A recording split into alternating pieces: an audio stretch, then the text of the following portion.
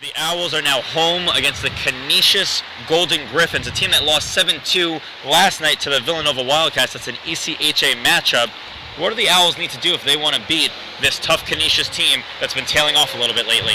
Well, last week against Delaware, we saw probably the best performance of the season, no questions asked. They scored goals, they created chances, they got great goaltending, and if they want to win, they got to do all that all over again. And that's really been the hardest part of their performance this season, is trying to replicate good wins week after week. Well, as the Owls go, so does Stephen Kennedy. He continues to put up points, has points in 12 straight games, a very impressive feat for number 4 of the Temple Owls. But, as we mentioned earlier, Canisius is tailing off a bit. In their last 7 games, 1-5-1. They are 6-8-3 on the season, just a little bit below 500, but 1-5-1, and they haven't had strong goaltending. So with that knowledge, what do the Owls need to do if they want to be able to beat Canisius and especially go away with it early? Well, stay out of the box. They've always been a team to take a lot of penalties, and special teams are so huge in this league. They got to stay out of the box. They got to kill penalties when they do come, and they need to score on the odd man opportunities when they have them. Other than that, just get pucks on net, make the goaltender work, create rebounds, and put in garbage goals if you need to. Well, you mentioned earlier that the Owls need to stay out of the box, and Andy Ferrantino, the star player for Canisius, he had 2 goals in that 7-2 loss. He was the only goal scorer. One of them did come on the power play, so it is important that the Owls stay out of the box. My feeling is, as long as the defense comes back, helps out Hayden Richards, who will be in net again tonight, and we've seen a little bit of that carousel of goaltending between the 3 goaltenders, Hayden Richards, Zach Burkhart, and Scott Salomon. It appears Richards is the best one. What have you seen so far? Yeah, absolutely. I was hoping Richards would be back in net again tonight. He had a great game last week against Delaware, and so far he's been the only one that we've seen win. So when you're struggling to find wins, you go with the guy who's giving them to you. He's been solid, and for his size, he's a little small, but he makes himself look real big. He comes out, he's got pretty good reaction time. He might not be the best skater, but he makes the saves. He covers the puck and does what he has to do. Well, we're going to have another exciting one for you from Cavity Busters Flyer Skates, and that's going to do it for our pregame show. And when we come back, it'll be the start of the game between your Temple Owls and the Canisius Golden Griffins.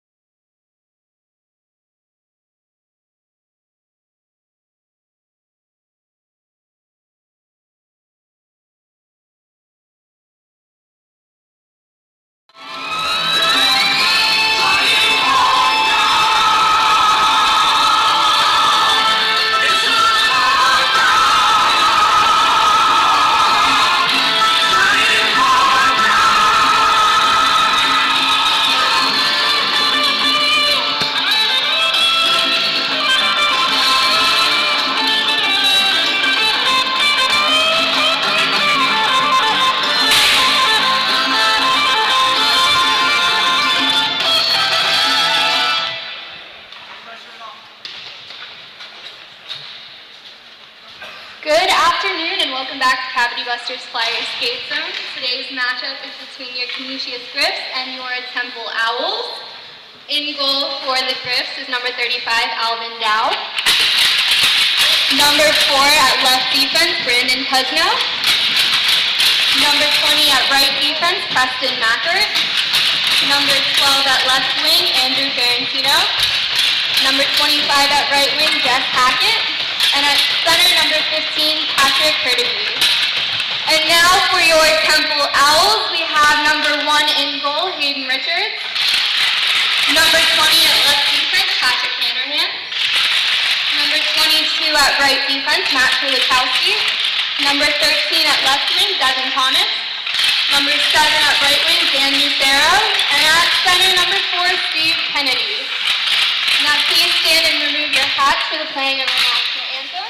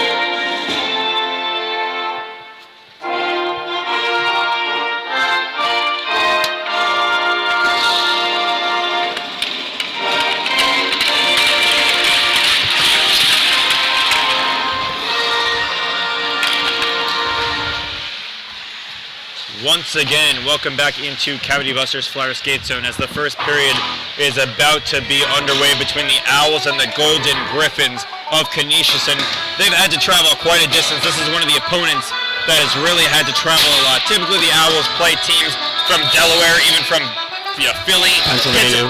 Pittsburgh was one of the farther opponents. It was still in-state, but Canisius College, for those of you that are unaware, coming all the way from Buffalo, quite a distance. They had to spend the weekend here as they played yesterday against the Villanova Wildcats in a 7-2 loss. Now they come here to North Philadelphia and play the Temple Owls. So the Owls will be donning the home white Canisius, looking very similar in color scheme to the Buffalo Sabres, with the blue jerseys for the road and the yellow trim among their shoulders and at the bottom of their jerseys, and also part of their socks. So the blue and gold versus the cherry and the white, and we are about to get underway. We are officially underway here in North Philadelphia. Immediately winning the faceoff are the Canisius Griffs.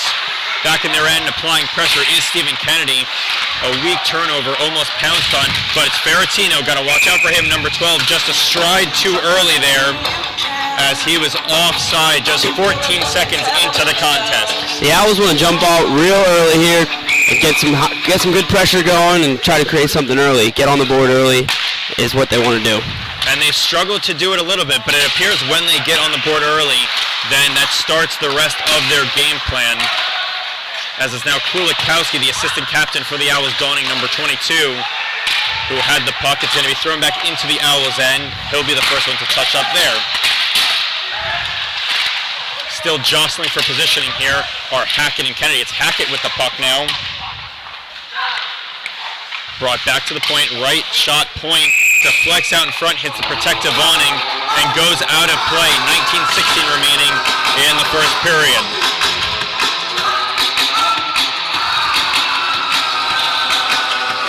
Faceoff is going to come to the left of the Owls goaltender Richards.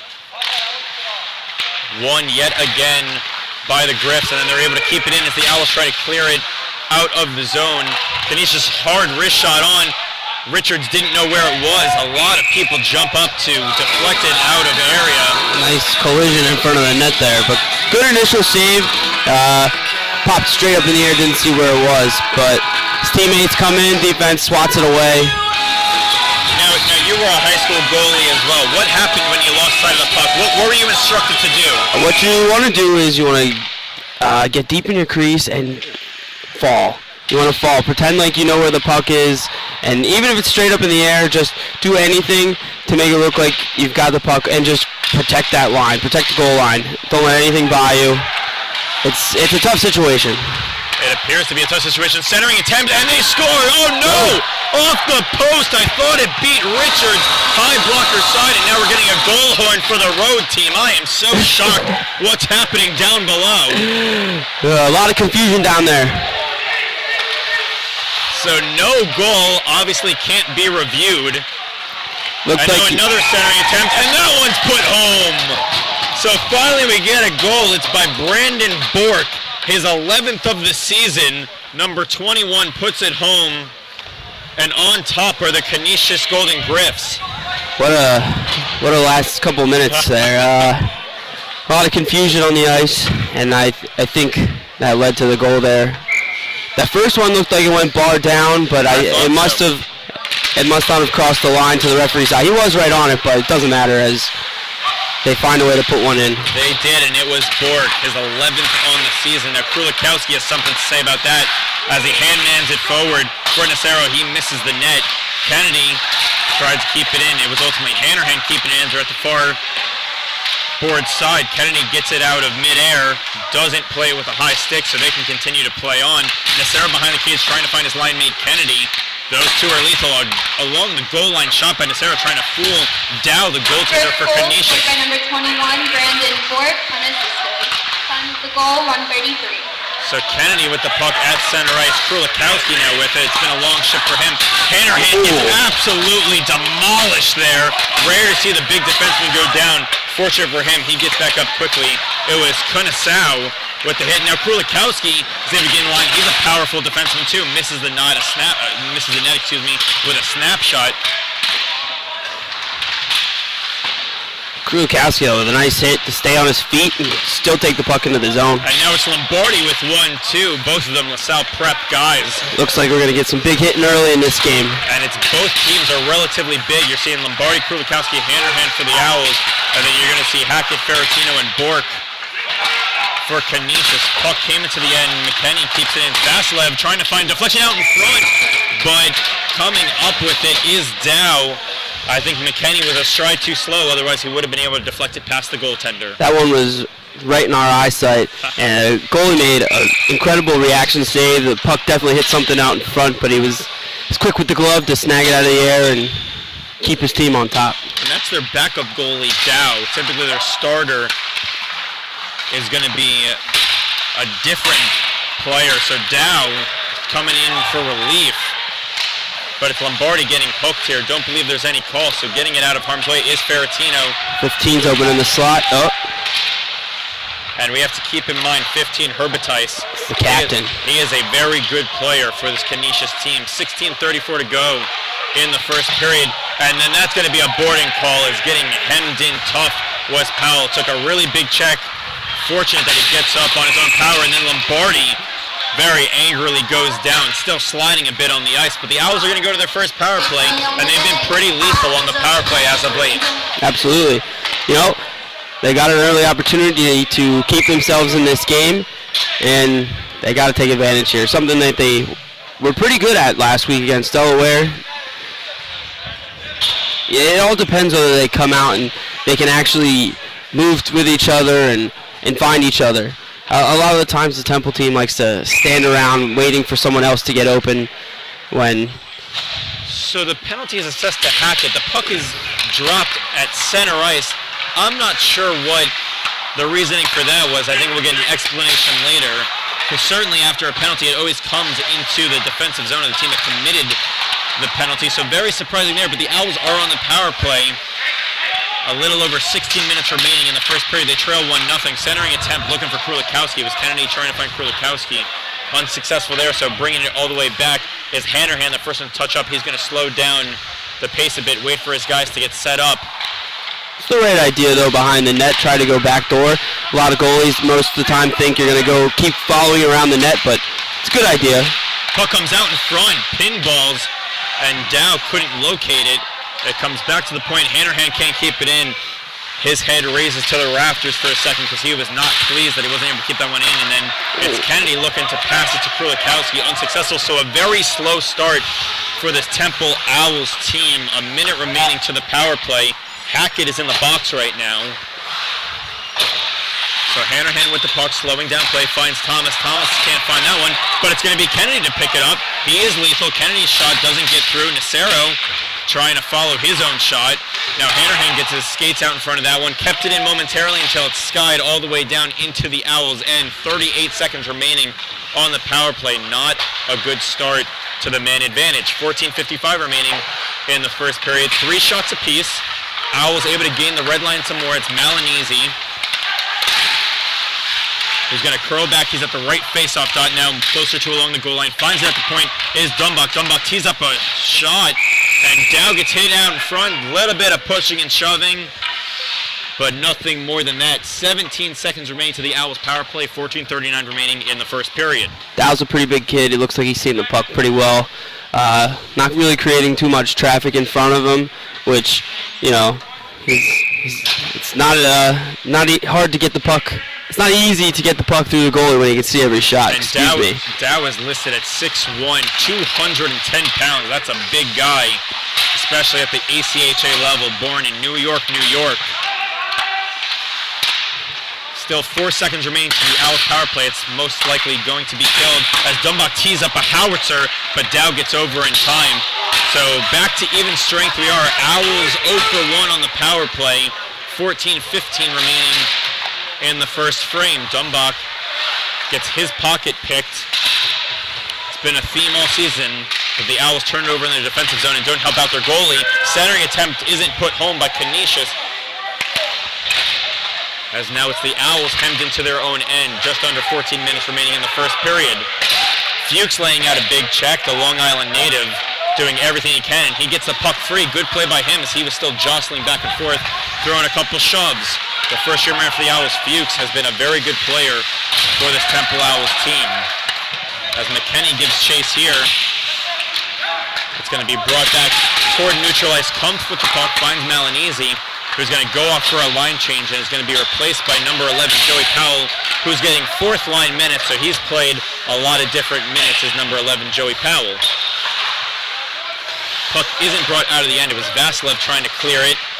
He's also seen a demotion. He was on a first line with Kennedy and Powell, and now it's Powell and Vasilev both getting on the fourth line. But Powell has some explosive speed, and he shows it there. Finally loses the puck, but gets the puck also down deep, which is part of what he was trying to do. 13 minutes even remaining in the first period, and now it's Powell with the puck. He's in the high slot, waits for his chance, is going to circle it around, looks for his options, finds Kumpf straight away at the point. He puts it on his backhand, doesn't get enough on it. He slams the stick as he's upset, so now it's going to be Canisius getting a shot on net, saved by Richards. Owls trying to get a little too fancy, moving the puck around. Maybe, you know, when you're down in this game early, get shots on net, especially in this league. So it's McKenney trying to gain the red line some more. Gets a stick up high, no call there. Actually, there is. It was the trailing referee. McKenney likes to play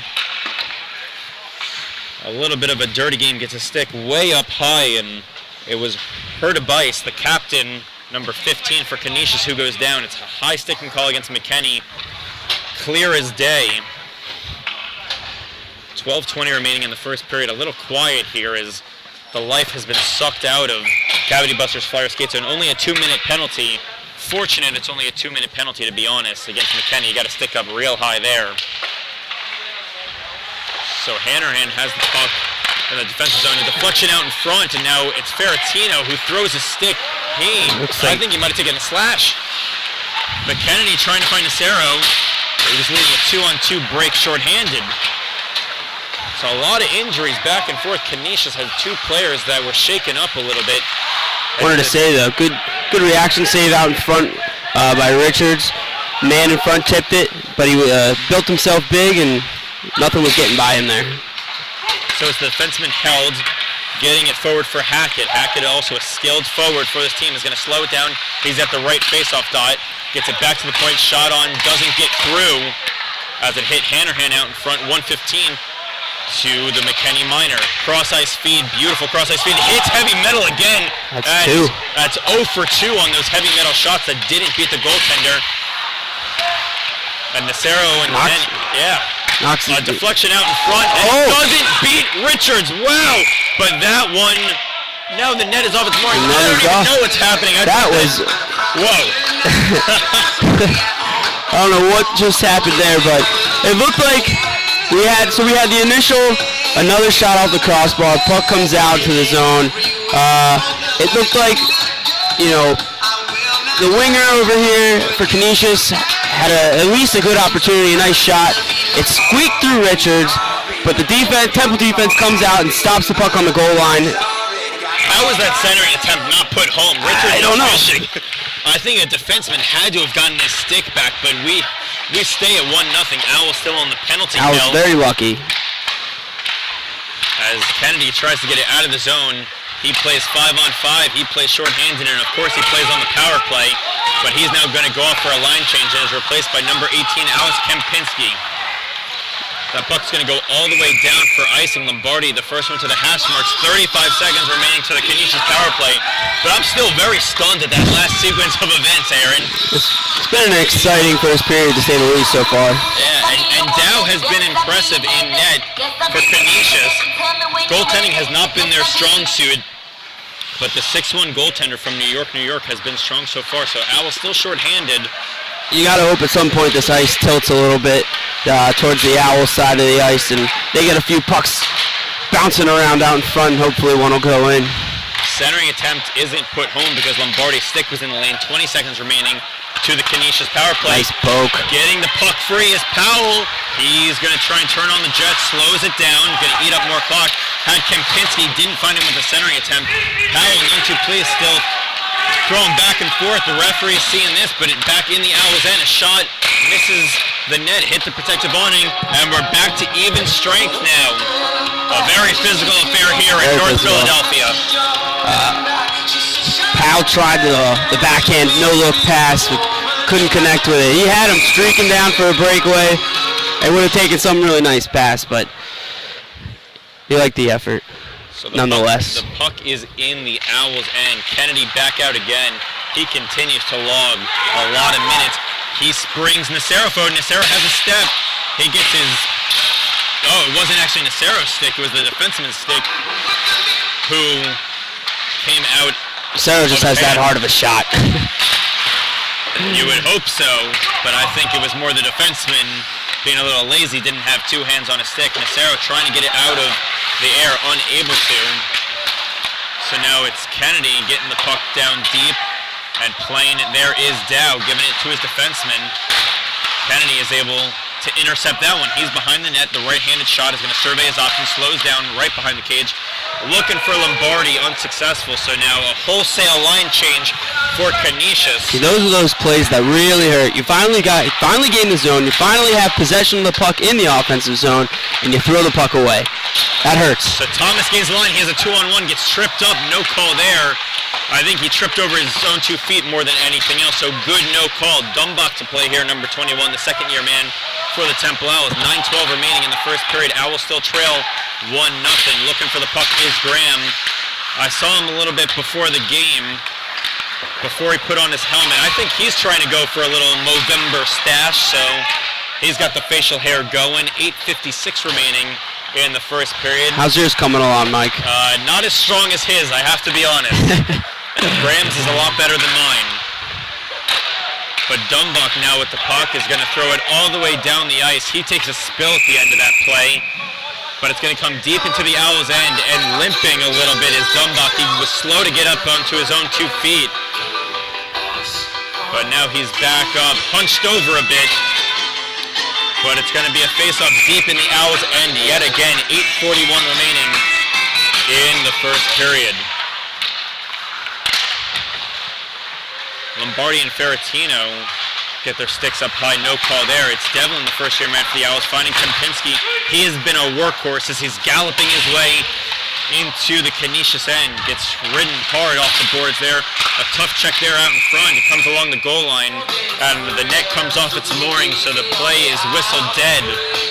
Face-off will stay in the Canisius end.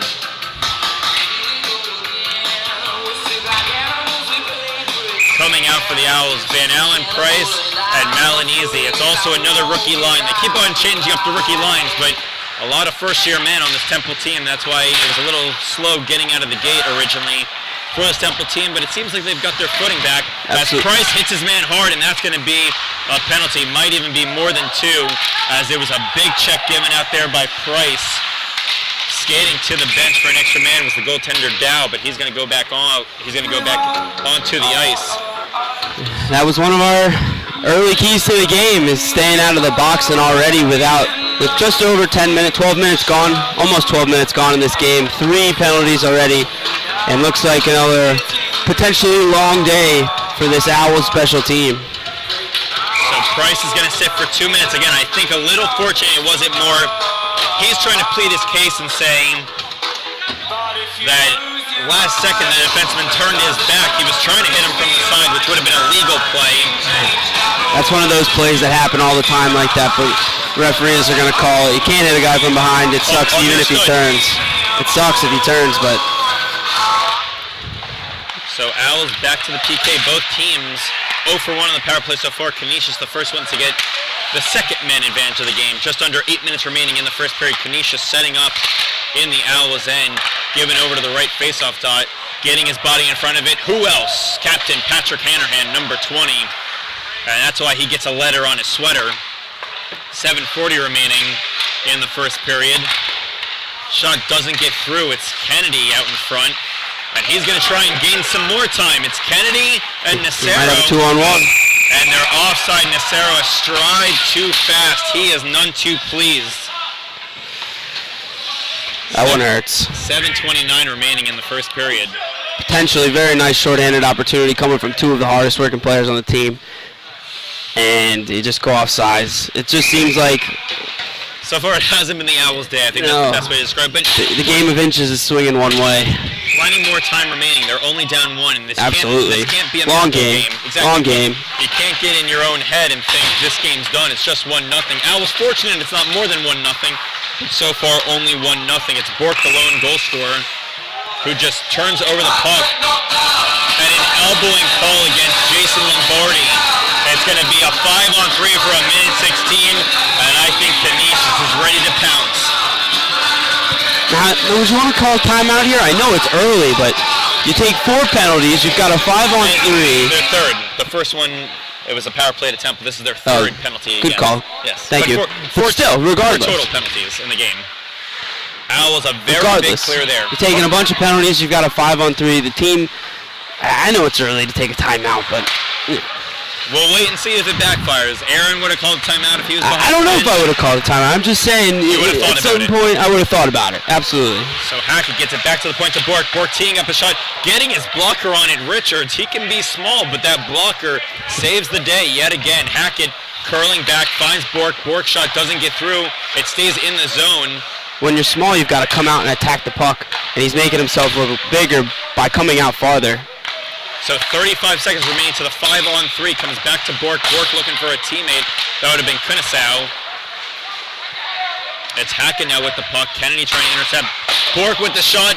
Give him 3 pieces of iron so far in this first period. Bork over to Hackett. Hackett shot. I think getting a piece of his pad. Yeah. Hit the leg pad. Sounded like it. And that's a big clear there for the Owls. And it's going to be 4-on-3. A penalty against Canisius. What a turn of events. And I think Coach Robin Bassetti is none too pleased telling I guys can't blame to him. be quiet. I can't blame him.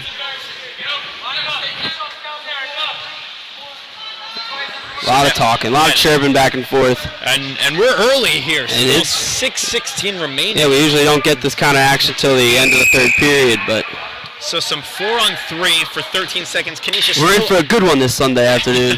A lot of penalties. Very reminiscent of the Montclair State game, which was our first home telecast. What a first game to do. Powell with the puck understands the situation, just wants to eat up some clock, get it back to 4-on-4, and then likely the Owls will go on the power play if there's no scoring. And we're officially back to 4-on-4. Powell eats up enough time. Very good by him. Yeah, smart play. Veteran Ferentino. He had 2 goals yesterday. Shot on save there by Richards. So 4-on-4 for 35 seconds. Lombardi still in the box for elbowing. And if no other penalties, the Owls will have about a minute of power play time, trailing 1-0 and already 0 for 1 on the power play. Puck doesn't get out, so keeping it is Canisius. Shot on and it gets through. 4-on-4 goal and a howitzer from the point by Calkins, the Rochester native. He gets that puck through. He also has a letter on his sweater. He's also wearing a C. But it's 2-0 Canisius, just like that. That one hurts. You know, you work hard to kill off the first part of that penalty. You draw a penalty. A lot of chirping going on. You know that hurts. So 19 seconds remaining to the Lombardi minor. Bringing it into the end easily was Canisius' defenseman, Mackert. Now Powell with the puck, calling for it is Price. It was behind him, but chasing into is Hanrahan. He appeared out of nowhere. He's at the left faceoff dot, going to eat up more time, looks for a centering attempt. Powell at the point. He's going to find now Krulikowski's shot doesn't get through. Owls on a minute power play now. Powell with the puck is on his backhand, wants to reverse to his forehand, unable to. Now Krulikowski picks it up at the right faceoff dot, going to work it behind the net. He finds Hanrahan. Hanrahan surveying his options. Shot hits the blocker of the Canisius goaltender. Nice stick lift to keep the puck. 40 seconds remaining to the Owls power play. It's Lombardi now with it along the goal line. Krulikowski going off for a line change. Replacing him is none other than Stephen Kennedy, who's going to man the point temporarily. He's now going to skate in deeper and look to try and fish that puck free. Puck comes to him. Now it's given on over to Price. Price deflection out in front by Lombardi. Nice tip, though. Save there by Dow. He's been impressive so far. Kennedy can't get that puck free. Those big leg pads of his, hard to get it under there. 10 seconds remaining to the Owls power play. Looks like they're not going to score again and start 0 for 2 and trail 2-0 at the end of this power play. Kennedy gets the puck deep, takes a hit to make the play. Nacera keeps it in. Had a streaking Kennedy on the side if he could bring that down. 4:10 remaining in the first period. Still 2-0 Canisius. Shot hits the dasher boards behind the net. Working the puck in closer now. Puck came free, but it wasn't shot on net. Thomas finding Kennedy. Kennedy going to slowly gain the blue line, and because of that, the Owls are offside. Nacero pushing and shoving here with Mike Held, number 23 of Canisius. Yeah, I got no complaints with that call. He was definitely offsides by a couple steps. And as I mentioned, slowly gaining that line, Kennedy. They slowed up, and Nacero was trying to break the zone just a bit too quick. So 3:55 remaining in the first period. A slow period for the Owls, a fast period for Canisius. Those are the things that kill momentum on a team. Those offsides calls when you're starting to finally put a little bit of pressure on, but you go offsides and it just kills it. So now Canisius in their own end. Graham and Kempinski pick it up, and then they run into each other. See, as he's turning the circle there, even on the backhand, just throw it on net. Even if it's the slowest shot, put it on net, make the goal. You have to at least think about the puck coming at you. So Graham, again, tries to get a little too fancy with it, doesn't get a shot on net. Owls are only credited with 6 shots so far. Canisius 13, over double the amount of shots. And they're able to pick up some steam here. And is Held shot, and it's saved by Richards. Mike Held with the impressive shot that the defenseman from Orchard Park, New York. I got a more impressive save from Richards there. He knows his team's struggling. He sees the guy coming down on a breakaway. You know he's thinking, I can't let this one in. Good play by him. So 3:11 remaining in the first period. Owls trail 2-0. Thomas over to Nacero. Nacero has Kenny with him. It's a 2-on-1. Here's Stephen Kennedy's shot, and he scores! Stephen Kennedy, none other than number 4, Stephen Kennedy. And it is a 2-1 game. That point streak continues. It's up to 13 games. You were waiting for those two to do something. They kept going off sides with each other. Finally, they find each other, they connect, and they've got themselves on the board. And if you hear the goal horn, it's actually the Buffalo Sabres goal horn. A little bit of salt in the wound because Canisius is from Buffalo, New York. But Kennedy's scores get some life back into Cavity Busters Flyer skate zone. That's exactly what they needed to go into the intermission here. Well, still 3:02 remaining, and He's got time, yeah, absolutely. You know plenty more can happen as Ferentino is going to try and get it back to a 2-goal lead. As the period winds down, I should say. Yes. Lombardi trying to get Ferentino off of him. Ferentino slashed him, no call there. Lombardi gets tripped up, still no call. No call. And Krulakowski lays out his man. We're seeing some pushing back and forth with Lombardi. This has gotten real physical, and it's a 1-goal game. It's going to be a fun one here. Nacero giving chase. Icing waves off. Nacero chasing. Almost an interference call. So Lombardi and Nacero with the assist. It's Ferentino with the shot saved by Richards. He can't locate it. It's out in front. Kennedy gets the puck out of harm's way. Some wrestling behind the play. Still no call. It's actually going to be a call. It's going to be called against Dumbach. Delayed penalty. I think they're both going to go here. And there's some yelling back and forth. Lombardi now jostling. This is a fight. As Lombardi's about to drop the mitts, he's ready to go. 2:08 remaining, still in the first period. Oh man, Aaron, it's going to be a fun one. I'm having a great time. You got to imagine initially, you got your initial penalty. They'll probably both go. Lombardi's going to go, drop the stick, try to drop the gloves. So they'll go. So it's been physical all game, but now the intensity. Oh, you know how fired up Kennedy gets after a goal. I think I heard him saying something. I saw a couple of Canisius players complain a little bit. It doesn't surprise me. He does it all the time. Kennedy knows how to get under the other absolutely. team's skin. This is what makes him so good, because he always is the one who puts up goals and assists. He can back it up. Exactly. He can back up the talk. So I think the linesman is telling Dumbach that he has to go to the penalty box. He's beside himself. He doesn't really understand. So we're going to get this one sorted out. But you said stay out of the penalty box. Neither team heard you, Aaron. Nope, nobody listens to me. Because 2:08 remaining in the first period. Canisius on top 2-1. Last goal by number 4, Stephen Kennedy. As a brouhaha ensued in the far corner. So the referee is talking to Matt Krulakowski, also talking to Jesse Calkins. Both wear number 22 for their respective clubs. Face-off is coming into the Owls' end. We know that much so far. Not surprised to see that so far.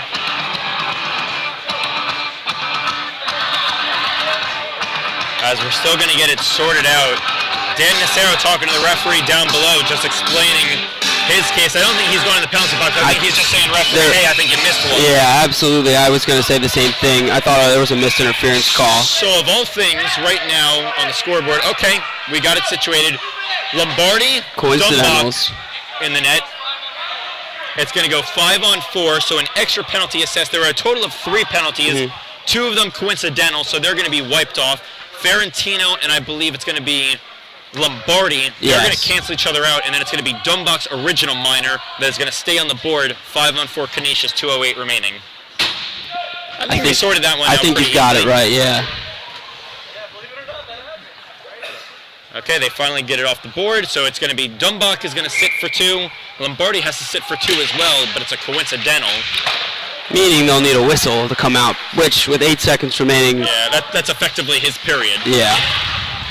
So it's going to be the netminder trying to start an odd man rush, but curling back now is Bork. He scored one of the 2 goals for Canisius. Fuchs comes up with the puck, and I can't speak highly enough about Nick Fuchs. Quietly but surely does everything right. He's not flashy, doesn't always put up the points, but he's a great positional defenseman for this Temple Owls team.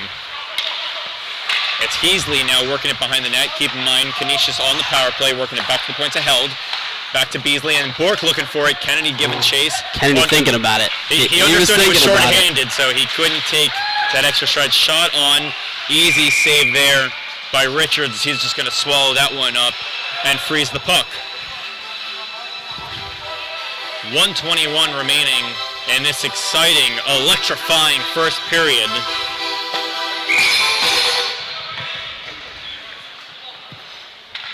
Faceoff is going to come to the right of Richards. Price taking the faceoff for his team. He loses it. Shot by Held doesn't get through. It's Price out in front. He stayed right in front of Held to make sure that puck didn't get through. Now working it behind the cage. Fuchs cancels his man out. Price picks up the puck, clears it out of harm's way. And that's going to eat up a chunk of time as that puck hits the linesman. Unfortunate for Canisius. Otherwise, I think the Owls would have came up with it. It's Devlin, Price, Krulikowski, and McKenney out for the Owls. Held with the puck. Glove save there. Flashing some lever. Nice is save. the netminder, Hayden Richards. 49 seconds remaining in this first period. Richards continues to impress me every week.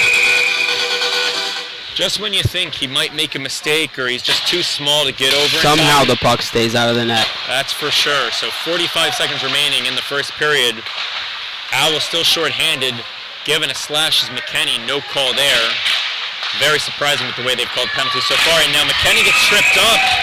And it's going to go to a 4-on-4. As McKenney buys one. He committed an early penalty with a high stick. And it's going to be number 22, Jesse Calkins, to sit for 2. That's going to be a tripping call against the Canisius defenseman.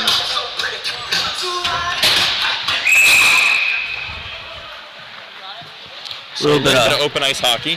You beat me to it. You beat me to it. I apologize, Aaron. No, it's hey. Two great minds thinking alike That's yet again. right. So 4-on-4 open ice hockey. Another face-off win by Canisius. Nice stop on the line. Is Kennedy. Kennedy finds Fuchs. Fuchs looking for that first goal shot on. Pinball's out in front, still not covered up. Still loose. Pushing and shoving. I still see it.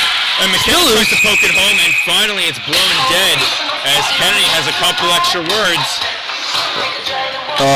That is the worst feeling in the world if you're Dow. You're on your stomach. You're almost swimming around, looking for the puck. Everybody's falling on it. Everybody's trying to swat at it. So Chaos. 21 seconds remaining, and I want to take it back a couple seconds. What a keep by Kennedy at the line. As he's able to keep it inside the blue paint. So Powell wins the faceoff. Important for him to win it. Fuchs keeps it in the end. Finds Powell on the far board side. Powell gets hemmed in hard. Gets tripped up. No call. Kennedy is able to pick it up. Is looking for McKenney out in front. Finds Powell instead. And Powell puts it home! Joey Powell, number 11, ties it up at 2 apiece. And with just 5 seconds remaining, it's a power play goal. Because just coming out of the box. But it's going to count all the same, and it's going to be 2-2 at the end of 1, very likely. Was that Kennedy moving behind the net? It was. Kennedy faked like he was going front side, ends up going back door. Dow was not able to follow it with his head, lost the puck, back door, puts it home. We got ourselves a tie game, 5 seconds left. So 2 unanswered by the Owls just as the period ends. As Ferrantino tries to get a last-second shot off. Let's see if there's any extracurricular, a little bit of pushing and shoving. Referees make sure nothing else after that. So 2-2 at the end of the first period. A lot of penalties both ways, but the goal scorers for the Temple Owls, first Kennedy, and then Kennedy finds Powell on the power play. What did you see from that first period, Aaron? Well, what I'm seeing right now, Dow definitely disappointed in himself, especially with only 5 seconds left in the period, giving up the tying goal, because essentially, they had a big lead going into the first, going through this period. The Owls, though, came back created their chances, put the puck in the net. I mean, Kennedy does it all, as always, and we've got a game. It is a 2-2 chippy game, but we got a game. I can't believe we have at least 40 minutes remaining. It was an exciting first 20, but that's going to do it for our first period. We're going to take a quick break. When we come back, it's going to be Alexa Ross, who's going to be our intermission analyst. She does it all for the Temple Ice Hockey team. So when we get back, she's going to tell you what she saw and heard up here on the perch when we get back.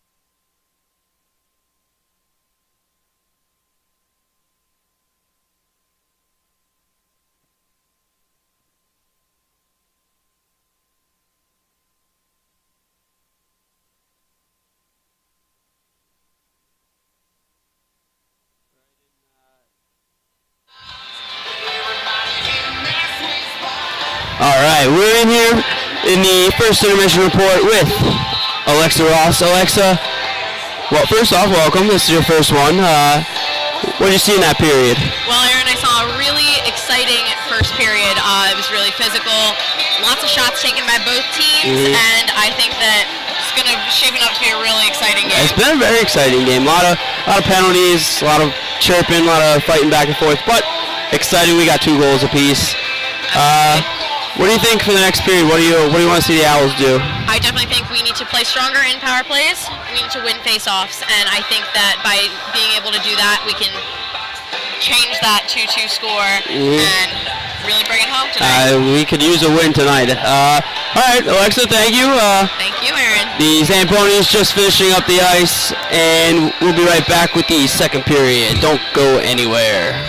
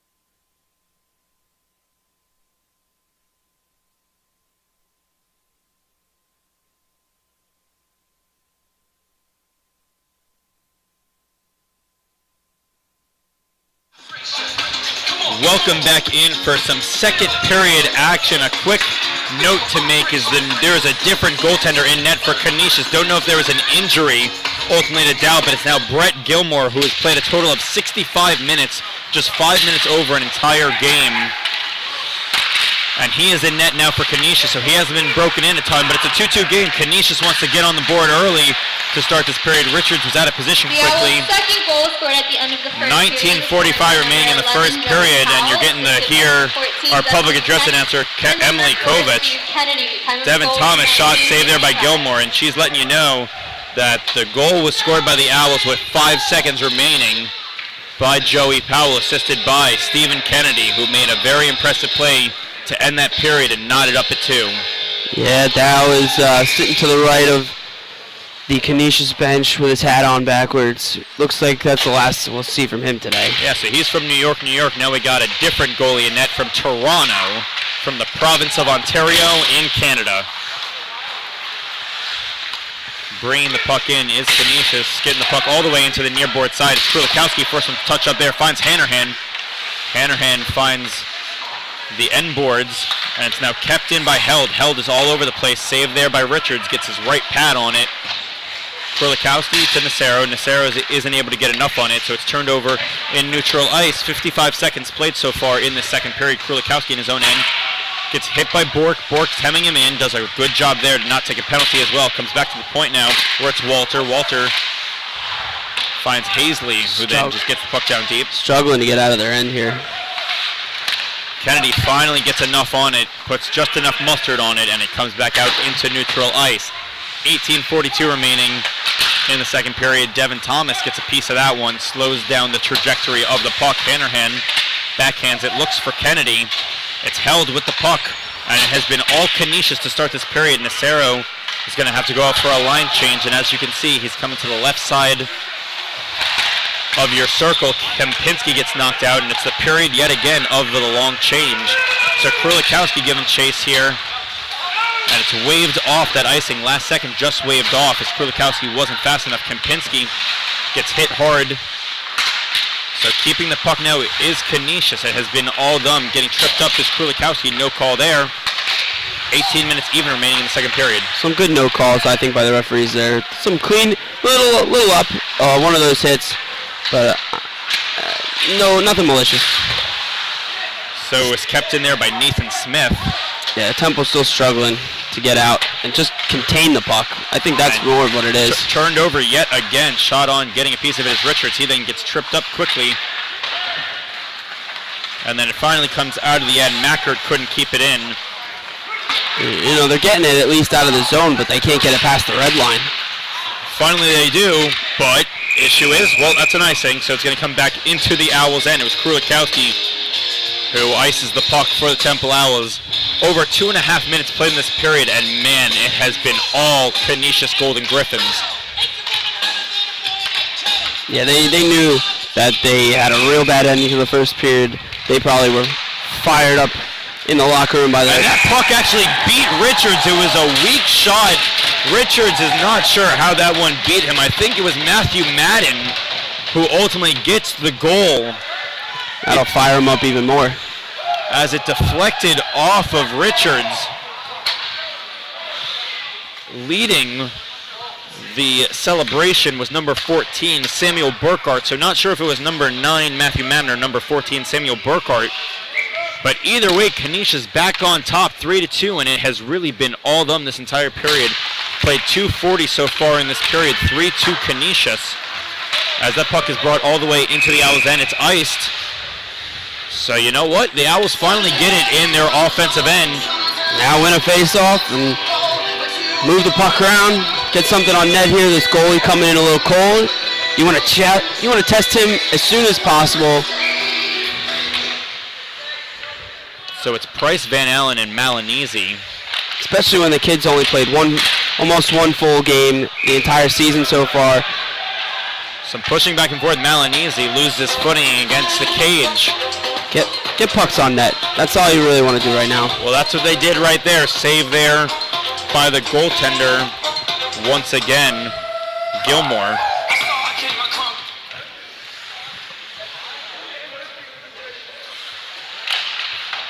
This time the faceoff is won by Ferentino. He did have 2 goals yesterday, has no goals so far.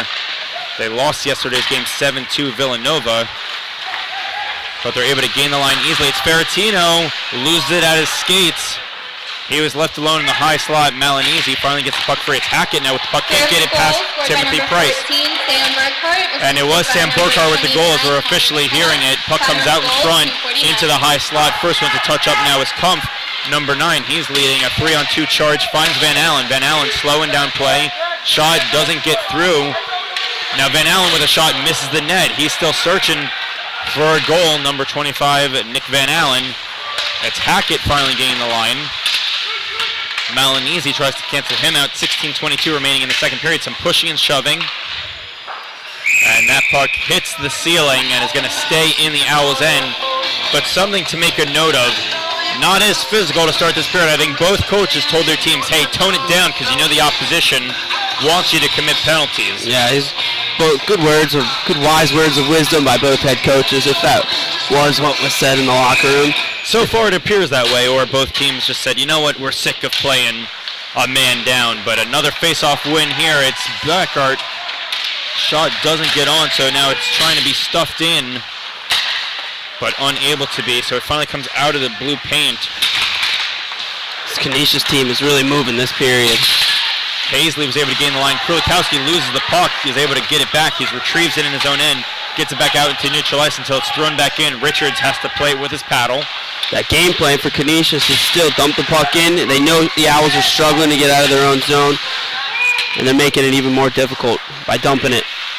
So Hanrahan is going to try and gain the red line and some more. He does. He's at the blue line, loses the puck now. It's McKenney keeping it in deep. Good play by him to just chop it in. Puck comes back to the point. Powell pinching in, and it could have been an odd man rush. Fortunate for them, Owls get back cleanly. It's Powell with the puck. He does have a goal. He tied it up at 2, leading a 2-on-1 charge. If they move fast, shot by Powell, saved there by Gilmore. So that works behind the cage. Left alone is Powell. Powell waits for a man to come out in front, and they try and stuff away at it. It's still free until it's thrown all the way down the ice. And that's going to go for an icing. Goes all the way down 200 feet. 15:01 remaining in the second period, I should say. Is that Powell in alone behind the net? He's doing a little cherry picking. And that's what happens sometimes with the period of a long change. People get lost back there. So Kennedy wins the face-off. He can do it all. Gets it back to the point to Dumbach. Dumbach now is able to get the puck through. Don't know how it got through that maze of bodies, but saving it is Gilmore.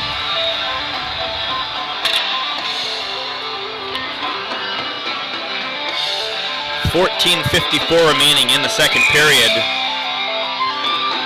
Canisius on top 3-2. They had the first 2 goals. Owls countered back with 2 of their own. And then to start this period, it was Sam Burkhart, who got the goal for Canisius to make it 3-2. Thomas looking for Kennedy. It goes all the way over to Lombardi, and then he lays his man out. He does that a ton, Jason Lombardi. Big hitter, big physical guy. Some pushing back and forth. I think the initial penalty is going to go to number 20, Preston Mackert. I know Nacero threw a shove too. Not sure if there's anything else, so it definitely Mackart's going, and it appears Nacero's going too. And sometimes we see that, the retaliatory penalties. Nacero's notorious for that. We say all these good things about him, but there's always one or two downsides to every player, and that seems to be his. So I don't think it'll affect loss of manpower. It will not. It's just you work hard to. No, it will. It will affect manpower. 4-on-4. You work hard to get a penalty, draw a penalty, especially because the Owls' power play has been solid of late, and you give it all away, and head coaches will hate that. So right now it has on the scoreboard that Kumpf is in the box, but that's not true. So they're going to put up on the board that Kumpf is in the box. I don't believe that's true. Shot on by Lombardi, save there by the goaltender Gilmore. 3 ticks come off the clock. 14:31 remaining in the middle frame. Kennedy's able to win the puck back. It's Dumbach. Dumbach gets the puck behind the cage looking for McKenney. McKenney doesn't get there first. So again, open ice hockey, 4-on-4, as Lombardi loses his footing there. Could be a 2-on-1 break here. Having the puck right now is Wistowski. Shot, saved there by Richards. He challenges at that blue paint, cuts off the angle, makes the save. Yeah, good communication between Dumbach and Richards. Dumbach pretty much taking away the pass, giving Richards the vision to see the shot coming in. Makes a good save. So now face-off is going to come in the Owls' end. It's Dumbach, has Graham and Kempinski with him. Dumbach, the defenseman, is going to gain the blue line. And then he's going to stay at his point, especially now that they've turned over the puck. But Lombardi will be the first one to touch up in neutral ice. 1:20 remaining. Dumbach shot saved there by Gilmore. He's looked good so far. Hasn't been tested much. No, I always like that play, though. You know, you're coming in on net. You're just trying to dump it in deep, but dump it in on the goalie. Make the goalie have to just think about playing the puck. Goalies sometimes hate playing the puck. Anything that's not a shot sometimes can just get in their head. Puck comes out in front. Richards had good positioning, but the shot's not off. Now some pushing back and forth. Dumbach loses his glove. Oh, almost a breakaway there. So still 4-on-4 for 45 seconds. 13:18 remaining in the second period. Graham's going to give chase. Isn't the first one there, but he cancels his man out and makes sure that his clear doesn't get all the way out. Backdoor. Held with the puck. Number 23, Mike Held, sticking the lane by Dumbach. And he's going to have to move a little faster than that to get the puck out of the zone. He does. Graham now with the puck, turns it over. Hackett is going to be the first one to chase. 20 seconds remaining. Shot doesn't get on. Kempinski kicks his leg out to make sure that puck doesn't get through. Hackett now still with the puck. Gets it over to Ferentino. Ferentino gets hit by Dumbach. Now at the right face-off dot. They look for a centering attempt, and they score! A 4-on-4 goal. First two goals, Canisius. Next to the Owls, then two after that go to Canisius. What a backdoor play. Finished and put home by Patrick Hurtubise. Yeah, that one hurts a little bit. Temple tried to rush the guy, made the pass, and he just finds the stick and pokes it home. So 4-2 Canisius. The Owls may have to have some late period magic again. If you're the Owls, you want to think about it like it's 2-0. 4-2 makes it sound a lot worse and makes you feel pretty bad about it, but it's a 2-0 game again, and we're not even halfway through the second. There's still plenty of time left. I imagine the feeling on the bench is, well, you know what, we were down 2 goals before, we can do it again, but they have to make sure that next one goes their way, because a 3-goal deficit could be very tough to overcome. Hurtubise now along the goal line just scored that last goal, trying to hug the post is the goaltender Richards. Puck is below him, and they try and poke away at it. Still some pushing and shoving. Finally back to even strength 5-on-5 hockey. Yeah, the next one has to be a Temple. The next one has to go the Temple way, or this game may get out of hand. 12:03 remaining in the period. You know, in the first we saw, a decently even shot count, but it's starting to tilt one way on the shot clock, on the shot counter. It's right now 22-15 in favor of Canisius, and they lead in the most important department, the goal scoring department, 4-2. Shot, oh man, just misses the cage, hit a body in front, deflected just wide. Third goal scored by number Vasilev 15, gets canceled out. Hurtubise, So now it's Cork giving on over to Held. That's actually Jesse Calkins, excuse me. Thomas trying to find a line mate there. Is able to. It was McKenney. Now Vasilev gives chase. Doesn't have his stick on the ice, so it's able to elude and get past him. Devin Thomas, the forward, back in his defensive zone deep, just gets wiped out. He was skating too fast for his own good. Save there by Richards as he swallows that one up. 11:25 remaining in the middle frame.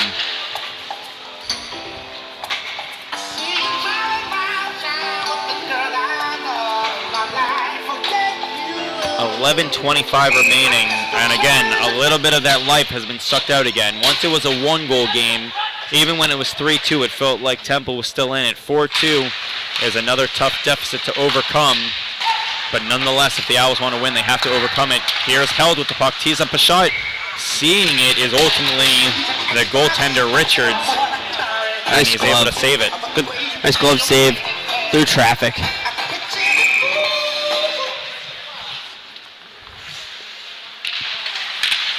Face-off won yet again by Canisius until it's finally thrown out into neutral ice. This is that freshman line of Malinese. It's actually not the freshman line because Kempinski is a second-year man, so check that. But Malinese and Devlin are both freshmen. Lombardi loses it at his skates. It comes out in front, backhand shot, raises way high over Richards. 10:54 remaining in the middle frame. A lot of stoppages lately. That would have been something special if he put that one in backhanded upstairs. Just a bit too high as it goes over the crossbar. Another face-off win, and we're going to get another whistle as Richards covers it up. 2 ticks off the clock that time. So yet again, another face-off.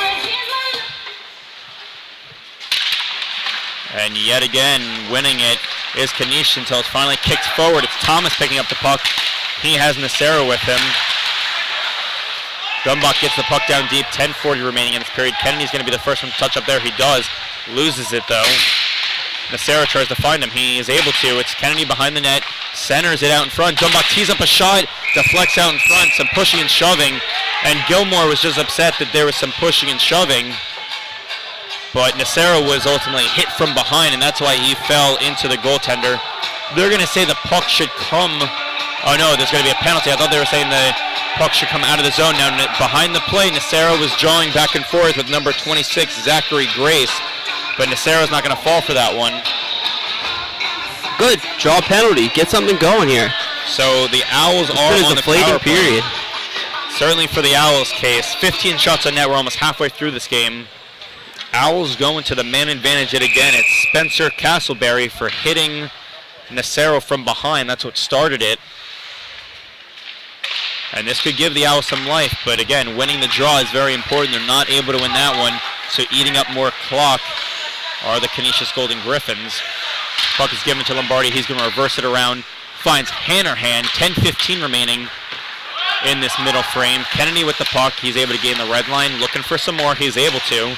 Kennedy at the left faceoff dot, trying to dip the shoulder, then gets his pocket picked, but he keeps the puck. Hannerhan to Lombardi. Lombardi shot on, looking for a centering attempt. Powell can't put that one home. We have reached the halfway point of the second period. Still 4-2 Canisius. Canisius sitting back here, letting the Owls break out. Interesting. Teams that usually give that Owls that high pressure on the PK seem to do a better job. Kennedy behind the net. Looking for Hannerhan. He finds him. 1:02 remaining on the power play. Kennedy over to Hannerhan. Hannerhan back to Kennedy. Kennedy wanted to find a seam. Unable to. But it's going to be another penalty assessed to Canisius. Could be a 5-on-3 power play. It will be. Was that a high stick? I think was the call. High sticking penalty. 51 seconds of 5-on-3 power play time. Canisius was unable to score on their one 5-on-3 opportunity. Now, if you're Temple here, you need to score within this first 50 minutes. Get one before the penalty. 50 seconds, excuse me. 50 seconds, get one as soon as you can, and try to, get two here. You've got an opportunity to put a dent. Hannerhan with the shot, deflected out in front. Krulikowski trying to find it. Still loose. Gilmore doesn't know where it is. It's Krulikowski getting tripped up. No call there. Kennedy tries to poke it home. He's unable to, as Held was able to get his stick in the lane. 30 seconds remain to the 5-on-3. Kennedy just trying to go cross ice. Gets a shot off. Actually hits the post. He's able to keep the puck in his possession, but that was momentarily. Big clear here, and won't be surprised to see Richards try and pass it up quickly. He actually didn't. Thought he would have, understanding the scenario. 10 seconds remaining to the 5-on-3 power play, and then if not able to score there, the Owls will have still a little over a minute remaining on 5-on-4 play. Trying to put it home is Krulikowski, unable to, so back to 5-on-4 now coming out of the box. was the Canisius forward. 5-on-4 for 1:05, so Owls still on the power play. Hannerhan gets a shot through. Gilmore didn't see it, but he did get a piece of it. Good positioning there by him. Puck comes out of the zone. Owls power play woes continue as they still have 50 seconds remaining on the second of the two penalties that were most recently committed. They're getting good shots on net, but goaltenders making some nice saves, and they're just not able to continue the pressure. As the puck comes all the way into the Owls' end, 30 seconds remaining. And now that the urgency seems a little lost here. Oh man, they hit their own guys, but Nacero is able to keep the line. For a warranted offsides, I believe. And it should have been offside. I'm a little surprised it wasn't. We play on. Graham, shot doesn't get through. Thomas is able to pounce on that one, but doesn't do much more than that. He just keeps possession of it. Nacero now turns it over. Owls unable to score on the 5-on-3 or the 5-on-4. Here's Ferrantino just getting rid of those last couple seconds. Ferrantino's shot misses the net, but very impressive play by him as Lombardi cancels his man out. Thomas trying to find a man, unable to. That's going to go all the way down for icing. Not on the same page there. 7:07 remaining in the second period. You can see the frustration.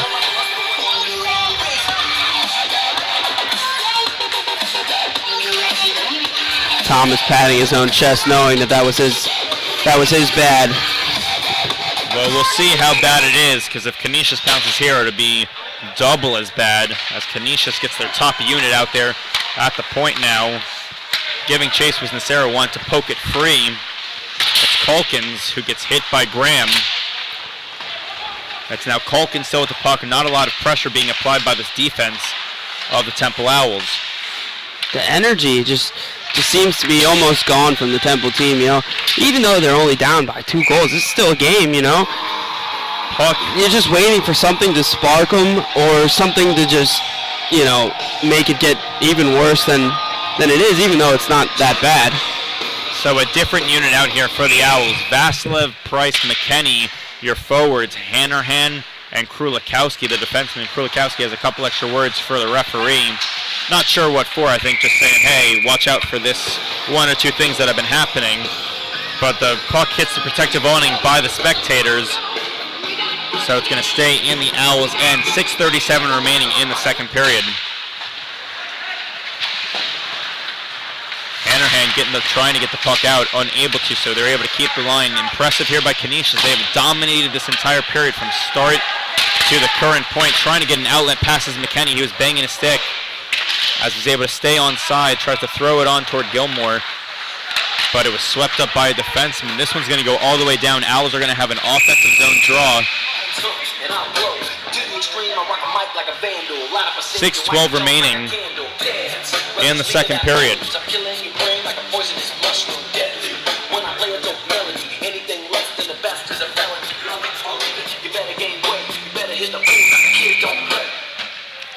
Powell, the Owls' second goal scorer tonight, is going to take the draw.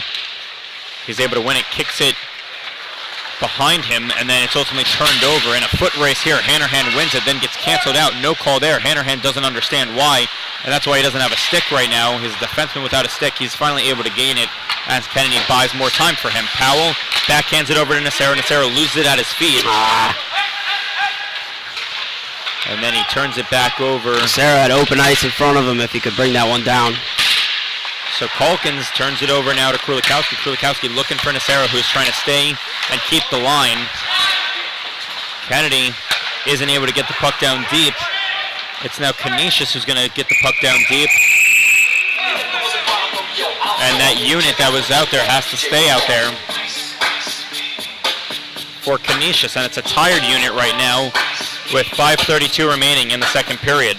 We always say it, but it's a veteran move by Kennedy to just politely remind the referees that that line does need to stay out. He was pointing and making sure that those players were recognized. And again, takes an extra second here for the last Canisius forward, being Connor Hazley, to get out there. He's able to get out there. He's going to take the draw, loses it. It comes back to the point to Dumbach. Dumbach's able to keep it in, was looking for Kennedy, ultimately finds Powell. Powell behind the net, reverses it around. 5:23 remaining in the second period. Trying to find Powell with Kennedy. Powell gets a piece of it, whiffs on it, goes just wide. Now it's behind the net. Canisius comes up with it. Fuchs tries to keep the end. Ultimately, they're able to. It was Nacero. Now Powell alone. He has Kennedy with him. Powell gets hit hard, very hard. And then the net comes off its moorings. And good to see that Powell's okay. Nothing wrong with that. So Tried to crash the net, shove the puck in, but gets upended as he should be by the Canisius defender. So since the net came off its moorings, that unit still needs to stay out there. And it's going to be a timeout Canisius. It's going to be very interesting to make sure the same unit stays out there. The same 5 guys, because they wanted a line change. So we'll keep tabs on who should stay out there. It should be 21, 8, 20, 22, and 10, I believe. We'll see if the linesman kept track of that. But it's a timeout, Canisius.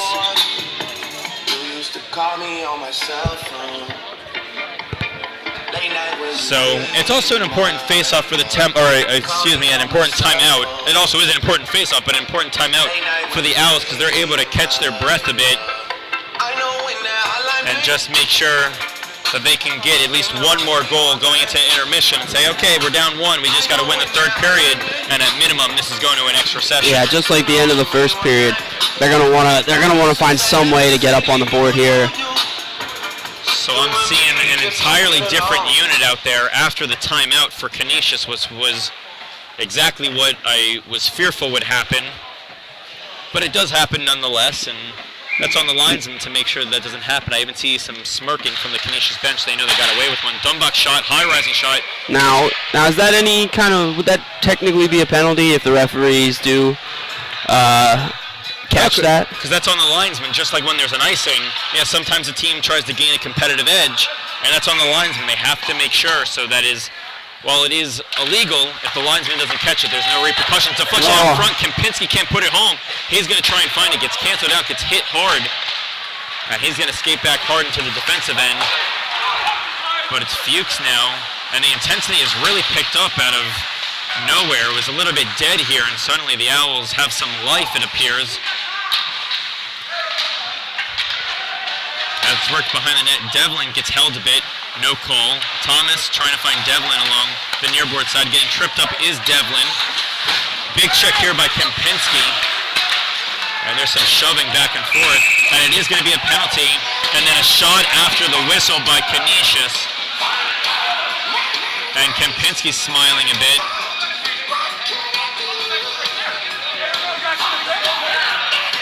So Kempinski has a couple extra words because after he laid a big check, and it was a mammoth check, the Canisius players had a couple extra words for him. And Devlin's also talking to the referee. Keep in mind, he was tripped up also earlier. But Owls back to the power play. They haven't converted yet. But Canisius is just asking for Temple to come back into this game. Another opportunity here. With 4.5 left. So, winning the faceoff are the Owls. No surprise to see Powell and Kennedy out there. Also, Hanrahan, Lombardi, and the other forward, Krulikowski. A lot of big bodies.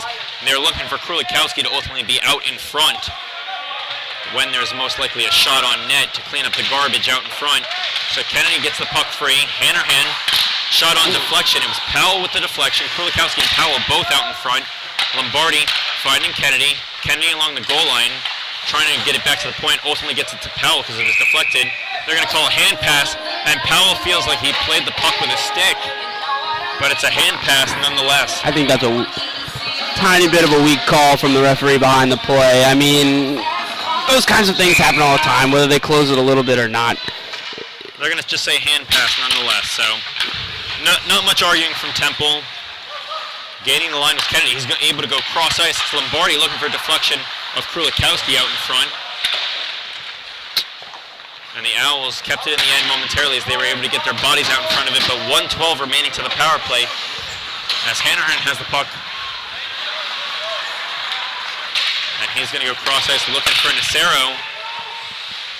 Wasn't able to find him tape to tape, so it's now behind the cage. Hanrahan skating everywhere, is able to get behind the net, and ultimately comes to Graham with the left face-off dot. Now Nacero backhands it over to Kennedy. Kennedy is a wizard with that puck. He still has it in the near board side. Gets it back to the point. Hanrahan just trying to open up a seam. Kennedy teeing up a shot. Saved there by Gilmore, and some pushing and shoving back and forth after the whistle. Better movement, though, from this power play, Certainly. for sure. Hanrahan was able to find Kennedy, and Kennedy bought some time, was lost a little bit in translation there, and that's typically a bad sign when you lose number 4 in coverage. It's very hard. He'll make you pay. If you lose him on the ice, that's what he does best.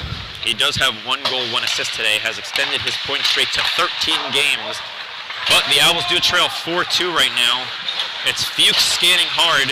It's ultimately Richards coming out to play. It's a miscommunication there. Dumbach now with the puck, turns it over. It's Hackett now with the puck. Fuchs gets fooled by that deep, but then he stays on his man to make sure he cancels them out. 17 seconds remaining to the Owls power play. Kennedy getting hit a bit. Hackett steals it from him. Kennedy wants it back. Good kill here by Canisius. They did everything right. A couple good shots on by the Owls, but back to even strength we go. Owls still can't convert on the power play. Kennedy is able to gain the line and some more, looking for a centering attempt to Nacero. And man, some dekes by Kennedy that no one could stop. 2:15 remaining in this period. Centering attempt. Powell looking to put it home. He was tripped up, and the Owls still trying to poke away at it. A couple more hits and trips. This might be more than just a 2-minute power play. There was a lot of hitting back and forth. Could even be 5-on-3. 2:07 remaining in the period. Owls trail 4-2. There's at least 1 penalty. I don't know. What did you see on that play, Aaron? Well, one thing I was looking at was the swatting the puck out of the air, especially after they just blew the whistle a few minutes earlier for closing his hand on the puck. That one looked more obvious to me. I'm surprised they let that one continue, but a lot of pushing, a lot of shoving. So, and we'll get this sorted out. Right now, the referees are talking about everything that needs to happen. 22 Culkins is the first one in there. Lombardi giving the referees a little more space. And now Pat moves in. Patrick Hanrahan. So they both wear the C for their respective clubs. And another thing we've seen, a lot of different teams the Owls have played have multiple C's. That's kind of a thing that one guy has a C. It's all right if multiple guys have an A, but only one guy's supposed to have a C. Hanrahan is the only one. I find it to be different at the college level or the high school level compared to maybe the juniors or obviously the NHL. And right now, Canisius is not too pleased. I think Hanrahan seems pretty happy with what's going on. But right now, it's a 4-minute penalty. I had said I thought it would be more than 2, so 2:07, and the Owls effectively have 2 separate power plays they can score on. It's number 20, Preston Mackard, who gets 2 different penalties. I think he's going to go off for hooking Powell out in front and then hitting from behind on Nacero. So 4 penalty minutes assessed. Another there. opportunity. But this impressive PK for Canisius continues to show up. We've got less than 2 remaining here. The Owls need to find a way, need to do something to get the puck in the back of the net. As Kennedy gets hit hard, Canisius has a couple cheers from their bench, and then Krulikowski lays out his man. Hanrahan goes cross ice to Kennedy. Kennedy's able to gain the line, is at the right face-off dot. He loses the puck at his feet. Krulikowski stays in there. Look to get it back to the point to Hanrahan. Now behind the net, Kennedy, I think, takes an ill-advised penalty. So it's going to be back to 4 And we're going to get a power play, or a penalty, a penalty here for Temple, as Canisius is going to do everything possible to kill more time off the clock here. Because if they can kill plenty of time here, then that disappears. Well, here's an odd man rush here. This might just do it. Centering attempt that can't put home, and Powell finally touched up, but no whistle yet. Shot on, saved by Richards. Still took a couple extra seconds. And they like that. They like that series of events on the Canisius bench.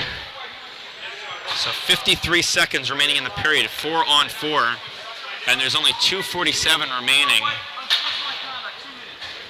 So Kennedy unsportsmanlike because he got his hands up high into the face of Brandon Canisuis. So he's off for 2 minutes. 4-on-4 hockey. We've seen a ton of it. A lot of penalties. And a face-off win here by Canisius. Held with the shot. Saved by Richards. Only 3 seconds come off the clock. Now the mentality changes a little bit. Instead of trying to get one, now you make sure you don't give up one. Go into this locker room. And, you know, you got a 2-goal lead. 2-goal game going into the locker room is not as bad. They need to make sure McKinney skates off a little faster. That's what the wait is for.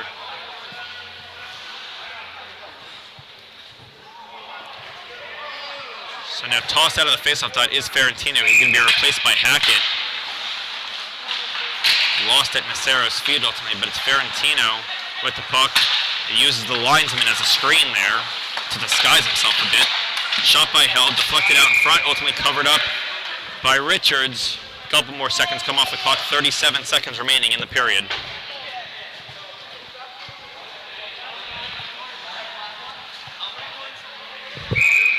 So the first period was electric. This one was dominated by Canisius.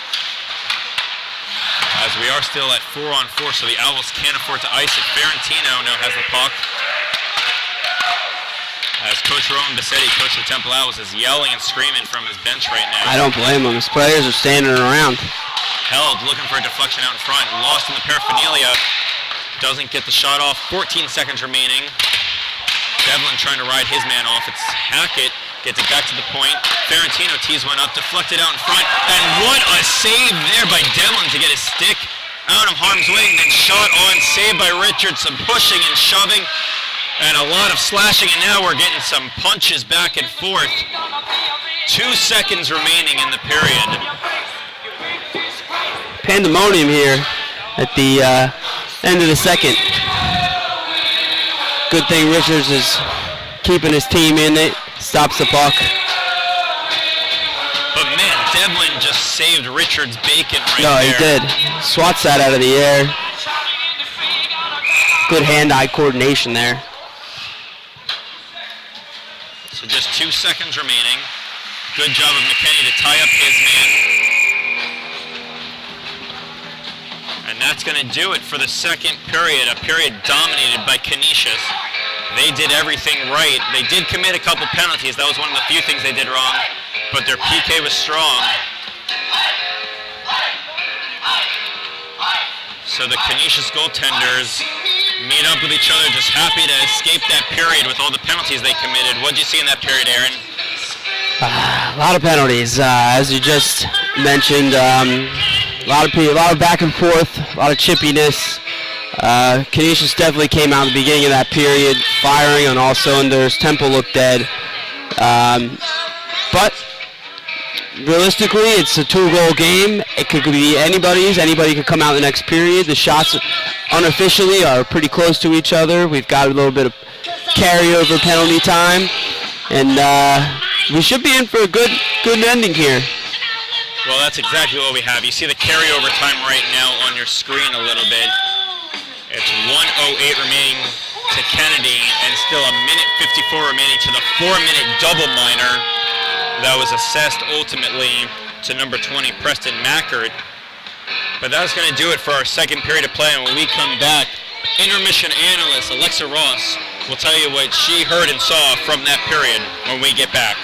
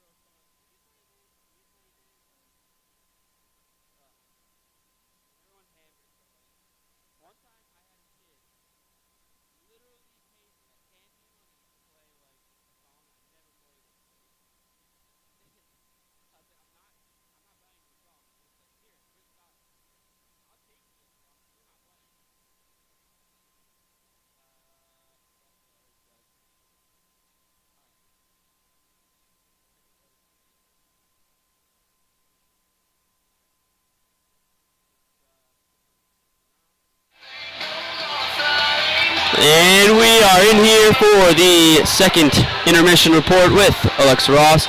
Alexa, what did you see in that period? I know Temple gave up a couple goals, but what do you think? You know what?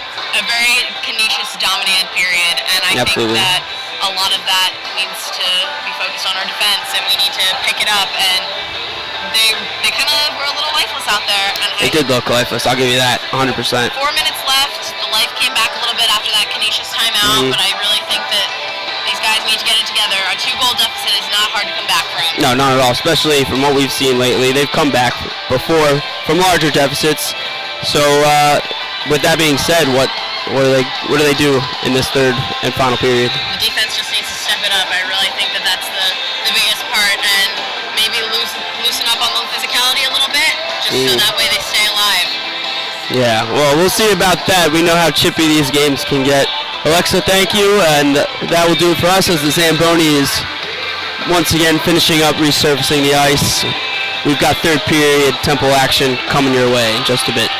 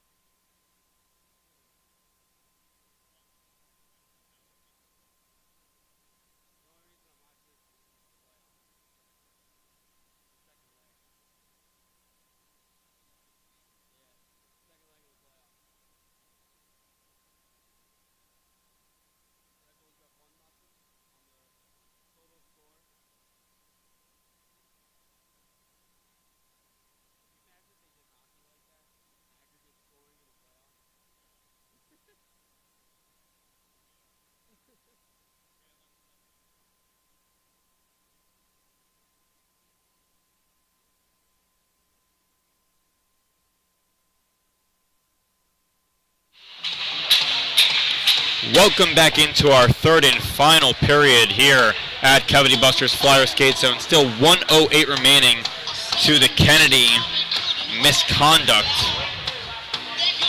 And then it's going to be 1:54 remaining to the double minor that was assessed to Preston Mackard. It appeared the Owls were going to start pressing the issue, but they were unable to. A lot of penalties back and forth. Owls trail 4-2. Next goal is very important. One thing I've already noticed is this Canisius team was already ready to jump right back on the ice. They look pumped to finish this one off. The Owls need to counter with the intensity with some of their own. Well, yesterday they lost 7-2, so that always is going to hurt a bit. But third period officially underway. Krulikowski is trying to find Nacero below the perch. It's going to glide a bit just as the period starts. The puck came into the Canisius end. And now Krulikowski just gets just a piece of it, so it didn't go down for icing. He negated it. Powell leading a 2-on-1 charge if he moves fast. Now it's Nacero with the puck. Doesn't go tape there. Still stays with it. And he draws a penalty against. Nacero keeps his legs churning. A penalty assessed against. It's a 4-on-3 power play for the next 40 seconds. And then if they don't even score on that, Owls have about another 40 seconds of potentially 5-on-3. So it's 4-on-3 right now. A little bit confusing with all the penalties. Right now 4-on-3. And then it might be 5-on-3 if the Owls can't convert. But the Owls are on the 4-on-3 power play for the next 40 seconds. Punching it forward is Mike Held, number 23. He's been everywhere. He's typically dressed as a defenseman. He's been playing today as a forward. Outlet pass to Nacero. He has to wait for a couple teammates to come. Finally they do, so Nacero punches it forward. It's Powell with the puck behind the net. Still 4-on-3 power play. Hanrahan to Lombardi. They're the two defensemen on this power play unit. Deflection out in front, getting a piece of it as Powell deflected it beautifully, but even more impressive save by Gilmore. 13 seconds remaining to the 4-on-3 power play. 19:06 remaining in the third period.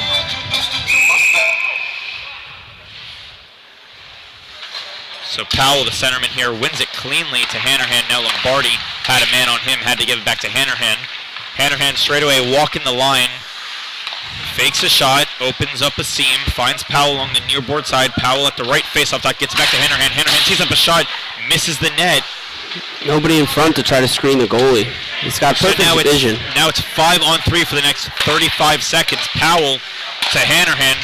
Hanrahan to Nacero along the goal line, tries to stuff it in. Hits the near board side where Powell plays with it. Back to Nacero behind the net.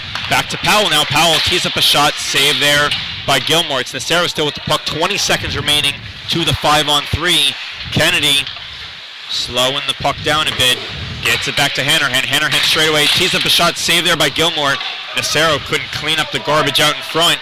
Kennedy with 5 seconds left to the 5-on-3 and goes too high. Comes back out in front, takes a shot again. Gilmore in good positioning to make that save. Now it's 5-on-4 power play for the next 33 seconds. Keeping the line is Hanrahan. Loses the puck momentarily. Tips out front, and that gets home. Kennedy with his second of the game. Hanrahan to Kennedy. That's a power play goal, and it's a 4-3 hockey game. All right, we're back in this. It's a shame they couldn't get it a couple seconds earlier, but they will take what they can get. Hanrahan throws one on net, squeaks through, finds its way through what looked like the 5-hole from up here. And we've got a 1-goal game. So 18:01 remaining in this period. And it's a 4-3 game. Ferrantino gets stood up at the line by McKenney. McKenney looking to Hanrahan. Hanrahan trying to find Price, unable to. So Vasilev now with the puck. 17:45 remaining now in the period. Vasilev is able to get in line, takes a quick wrist shot. Save there by Gilmore, but he finally let one in. And he had been impressive so far, considering for a goalie who's only played 65 minutes all season long. This is, I believe, their 18th game for Canisius. They were 6-8-3. So pretty impressive that in their 18th game he's only played 65 minutes, and he has come up large, kept his team in it. Coming off the bench, he looks very good. But finally let one in. It's now Hanrahan with the puck. Finds Kennedy, or it's, McKenney, number 14. Turns it over to Hackett in the high slot. Looking for the puck is now Price. along the nearboard side below our perch. Staying with the puck right now is Canisius. Ferentino dips the shoulder, curls back, looking for a man at the point. That was Mackert. Mackert keeps the line shot, hits Krulikowski out in front. He loses his footing momentarily. It's now McKenney. He has Price with him. Price is able to gain the line, takes a shot, rebound out in front, but no one there to try and put it home. Lombardi can't keep that one in. It's Dumbach, his defensive partner, who's the first one to touch up. 16:48 remaining. Almost turns it over. Third period. Dumbach has a 3-on-3 charge here. Is able to gain the line. Finds Kennedy, or was looking for Kennedy, I should say. Wasn't able to find him. It's now Nacero along the goal line. I think that pass was supposed to go to Kennedy. Dumbach intercepted it. It's now Kennedy behind the net. Gets hit hard. No call there. Kennedy stays with it in the far board corner. He has it along that far board side. Was looking to Lombardi at the point. Then Lombardi reverses it around. Where Powell plays with it. Centering attempt. No one home. So Canisius comes away with it now. As they have a 3-on-2 charge here, looking for the trailing forward, doesn't get enough on it, and in that lane was Dumbach. So some back and forth hockey Good here. back 16 check by minutes. Kennedy. Get the stick in the way of the shot. As Powell dips his shoulder, looking for Nacero out in front. Teeing up a shot is Lombardi. Man, did he get some mustard behind that one. But now a 2-on-1 charge, back and forth, back and forth. It's now Canisius with a try. They get that shot off, saved there by Richards. 30 shots apiece for both clubs. Leading on the scoreboard is Canisius 4-3. Richards paddles that one from away of the blue paint. 15:30 remaining in this period. Canisius has to wait for everyone to get back on side, touch up. They're able to. So it's Mike Held who gets his pocket picked by Thomas, but they're able to keep it in the end. They're along the far board corner where it's given on over to number 21, Brennan Bork, who reverses it around. First one to touch up is Hannerhan. Hannerhan trying to get it out of harm's way. It's now Thomas reversing back into his own end. And they're going to slow it down a bit. It's been a very fast pace, and then they turn it over in their own end. Teeing up a shot here was number 22, Jesse Colkins. But able to make the save is Hayden Richards, 14:56 remaining. Another bad turnover in their own end. Those are the things that lead to, opportunities for the other team. You give the puck over, everyone's skating one way, they're skating the other way with the puck. They can create better chances. So they're able to win the faceoff forward. Work Canisius. They now have the puck behind the net, looking for a centering attempt. They get it off. Richards gets just a piece of it, and it hits the protective awning behind the net. What recovery, because he had his head on a swivel and then is finally able to make the save last second, gets a shoulder on it. I do not know how that one goes. Doesn't find its way in the back of the net. He had the puck on his stick with Richards out of place, but puck stays out, and we still have a one-goal game. So Owls able to win the defensive zone draw. Those are so important. Fuchs trying to kick it forward to Kempinski, having to touch up our Canisius. So fortunate for the Owls, they're able to slow it down and get it out of the end. It was Hannerhan looking for Thomas there. It's now Krulikowski getting it back out into neutral ice. Devlin to play here a bit. Kempinski going to continue to gallop on in. He's a big forward for this Temple Owls team until it finally hits the protective awning, and it's going to stay in the Canisius end, and they're not able to make a line change. And finally the referee goes back and says, no, you are able to make a line change. It was deflected just last second. They make that call. I think it was a good call. I think last second it did hit off a Temple forward, and I believe it was Kempinski. Yeah, good call.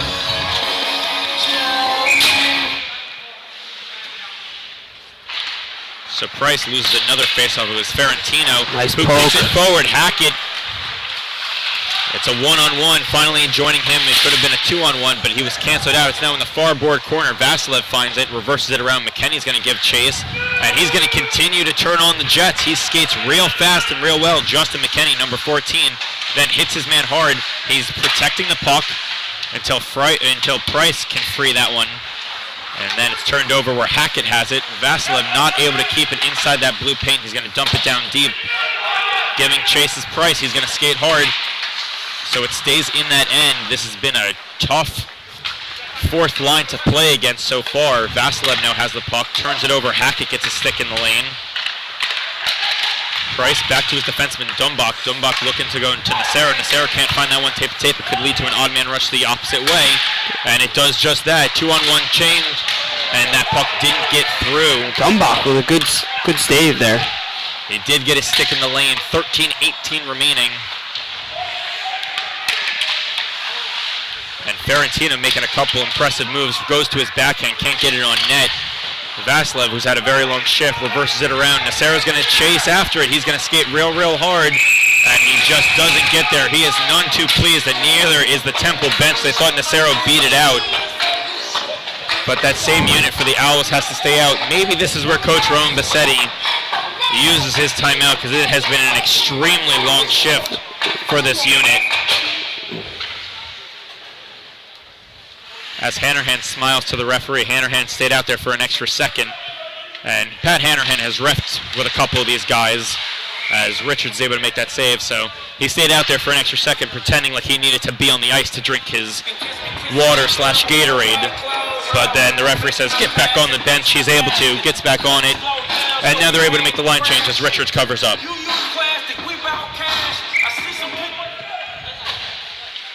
So 12:59 remaining in the third period, and while it feels like it's been a lopsided game, it's just 4-3. Canisius owned the entire second period. Owls fortunate as that one doesn't go all the way down for icing.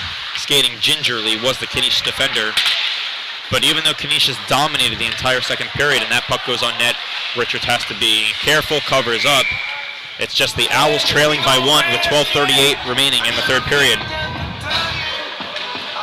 Yeah, it's the important part of the game here. We're almost halfway through the third period. Owls do trail by one, but it's starting to, slow down a little bit, and that's probably what Canisius wants. They don't want Temple to think that they have any kind of advantage in coming back.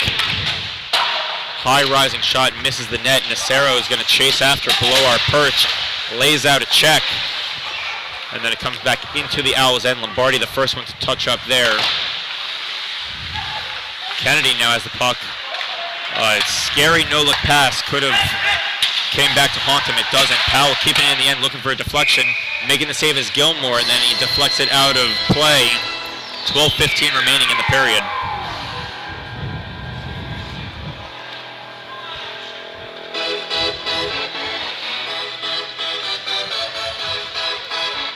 So it'll be an offensive zone draw for the Temple Owls. Powell, who is pretty good at winning these draws, the right-handed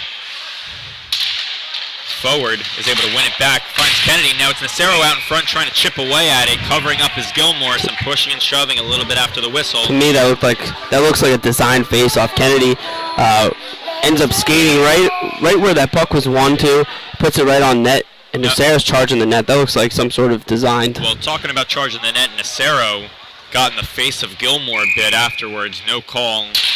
Probably just trying to get into his head. Taking the shot as Nacero doesn't get through. He's trying to stay with it now. Gets it back to the point. Hanrahan's able to keep it in. Skates hard. Teeing up a howitzer was Lombardi. That was a one-time shot.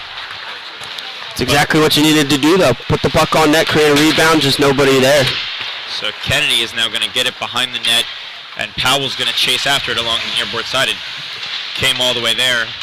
Bork hits him hard, so it finally frees the puck, then hits that blue dasher behind the net, so it rolled up a bit on Kennedy until he's finally able to play it, trying to kick it to his defenseman, unable to, so it's now Bork getting the red line and some more, so it's no icing here as they're going to go off for a line change. Our three different Canisius players. And kicking it forward is Powell. Powell eludes one defender, now has Kennedy. Kennedy in the high slot, shot saved there by Gilmore, as able to cover up. 11-19 remaining in a one-goal game. Nice move by Powell to dance around what could have been a slew foot. So manning the point now, Krulikowski, Fuchs. Forwards are Kempinski, Devlin, and Thomas. They're able to win the faceoff. Deflection out in front. It goes just wide of the cage. Devlin skating real hard after it, reversing it around the net. Kempinski chases after it, doesn't get there. Now Fuchs pinching in down deep, then keeps it in for a little bit longer. This puck is going to go all the way down for icing if Krulikowski is fast enough. He is. 11 minutes even remaining in the third period. Now it's been a long shift for this Canisius unit, and they have no timeouts remaining.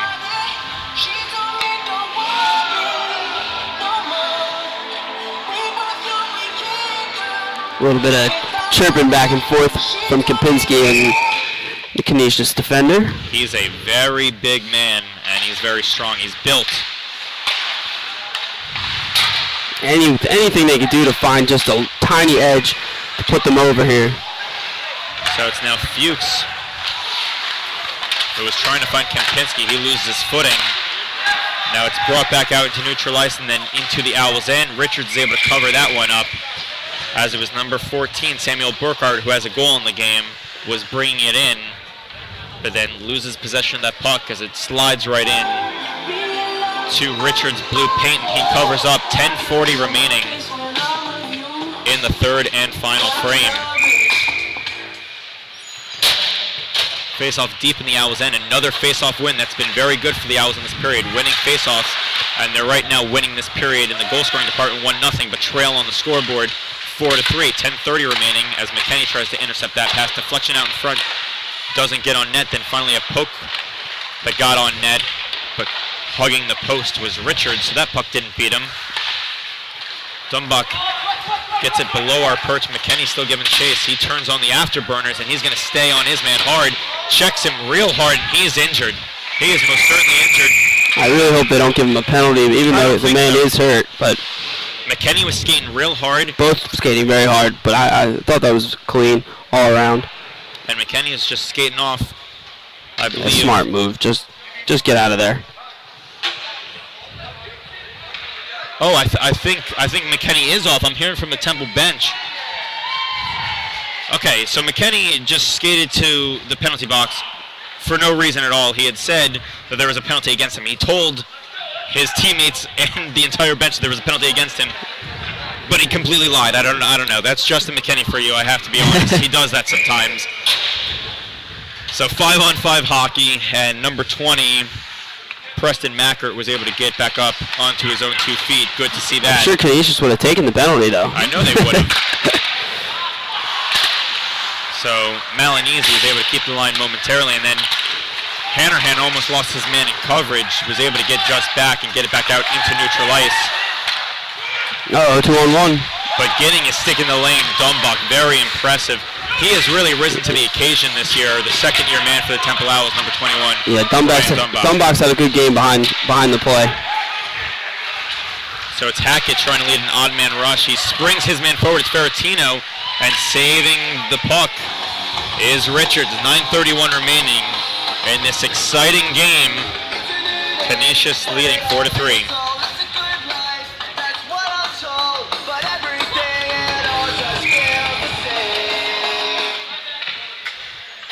Unofficially, the shots are tied 34 apiece. And the top guns for the Owls, Kennedy, Nacero, Powell out there. And the defensemen, Lombardi and Krulikowski. So this is a good unit. Nacero's going to give chase as that puck gets past the on-rushing Canisius players. He wasn't there fast enough, but now Powell picks it up in the high slot, tees up a shot, blocker save there as Gilmore was alert, and now Nacero is met up by 3 different Canisius players. And I'm surprised it's not just 1 or 2, it's 3 different Canisius players who have some words for Nacero. I know he's trying to get under the skin here, but... Well, at that point, he's winning then. If guys converge to him. And Nacero's talking to the ref too, because I think the Canisius player, who right now is number 8, Brian Walter, is explaining, you got to watch out for this pesky number 7. And I imagine Nacero was putting in a couple extra words for himself, saying, who, me?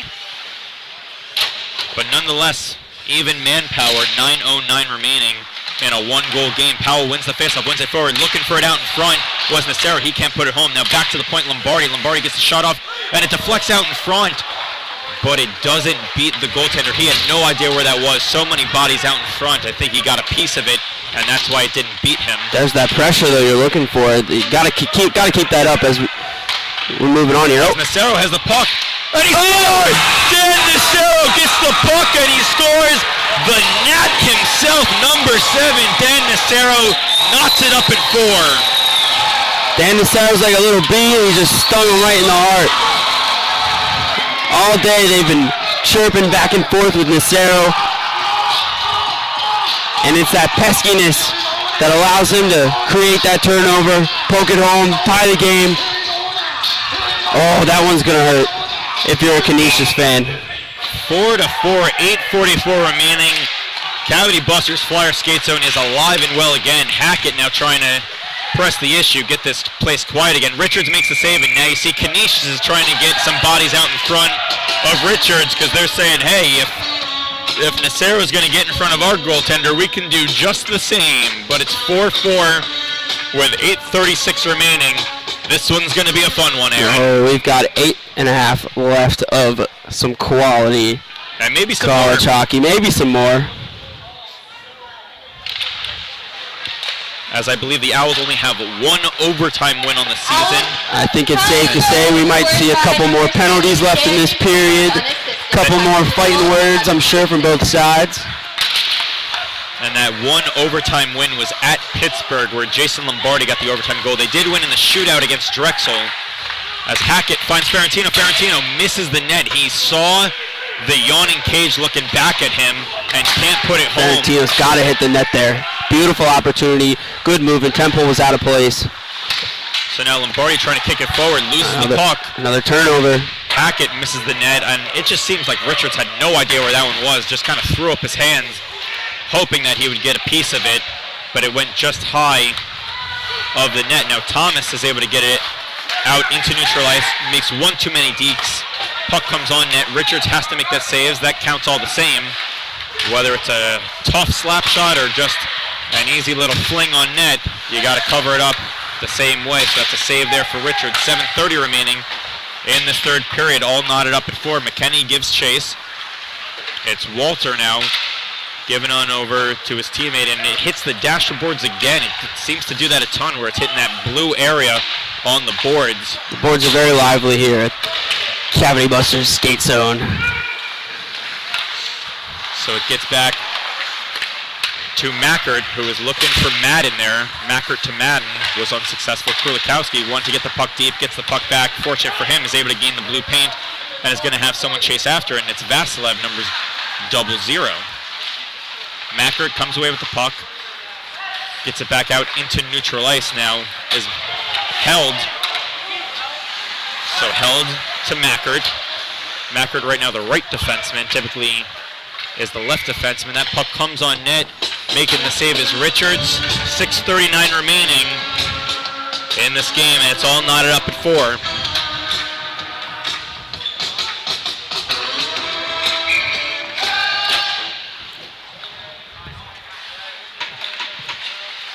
As they tie each other up, it was Calkins and Powell. Puck, I believe, came out of the blue paint, but they're going to say it stayed in. Save there by Richards as it goes now just wide of the net. Richards in a good spot, way in front of the crease. That's what he's got to do. And then the puck comes out of play, 6:23 remaining. And yet again, behind the plate, number 8, Brian Walter talking to the referee. I'm not sure what he's complaining about now, but most likely just saying, hey, I think you missed a call earlier.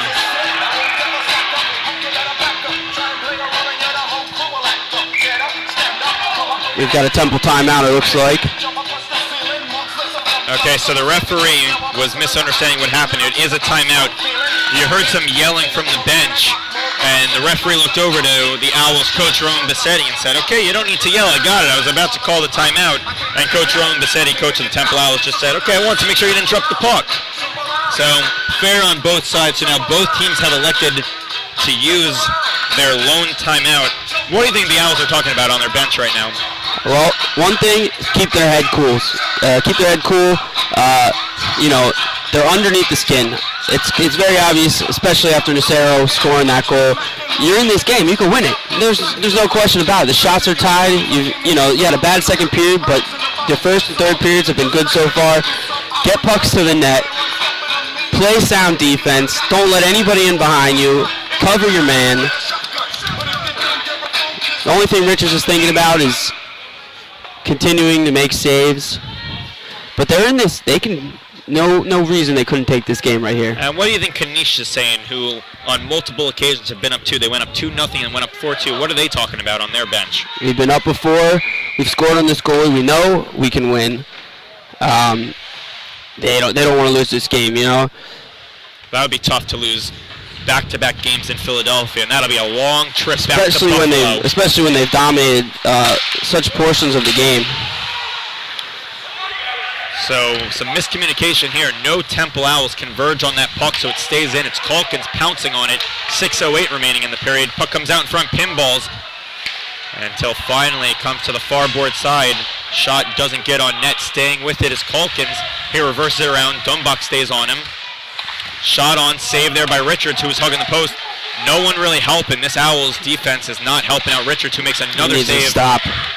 And they lose the puck at their feet. The net comes off its moorings just at that last second. Who's back there on defense? Is that Dumbach and Lombardi? It is probably realizing their goaltender was... Well, I don't think they knocked it off, because if they did, it would have been a delay of game. Well, they may have knocked the player. That, I think, happened. Yeah, not on purpose, of course.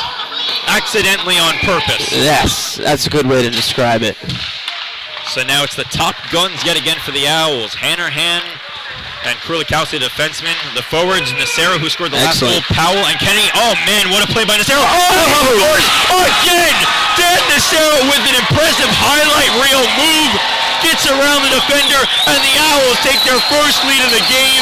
Dan Nacero with back-to-back goals. Oh, with a few extra words for that goaltender who hangs his head. A beautiful poke that danced around the Canisius defender, and a beautiful put home. Wow. You gotta love that. And lightning struck twice. Unbelievable. Some nifty hands by number 7, Dan Nacero. He has 2 goals on the evening. Oh, he has committed a couple penalties, but he has the last 2 goals. The game-winning goal, as Hackett gets a shot on, saved there by Richards. If there was anybody this Canisius team did not want to score that game, potential game winner, we still have 5 minutes left, but the go-ahead goal, you know it was Dan Nacero. Save there, rebound out in front. But Richards, again, continually making the initial save. Apparently that goal went to Pat Hanrahan. I'm very confused. I believe that is an incorrect call, and by believe I am 150% sure that is an incorrect call. Here he is again. Nacero looking for a hat trick, gives it on over to Powell, doesn't want to be greedy. Powell with the shot on, save there, and Nacero has a couple extra words, I imagine. He doesn't even need to say anything. Well, he did. Of course he did. It's hard when it's so tempting. But he has got to feel really good about himself. Right now has the game-tying goal and the go-ahead goal. So that goal was scored by Dan Nacero.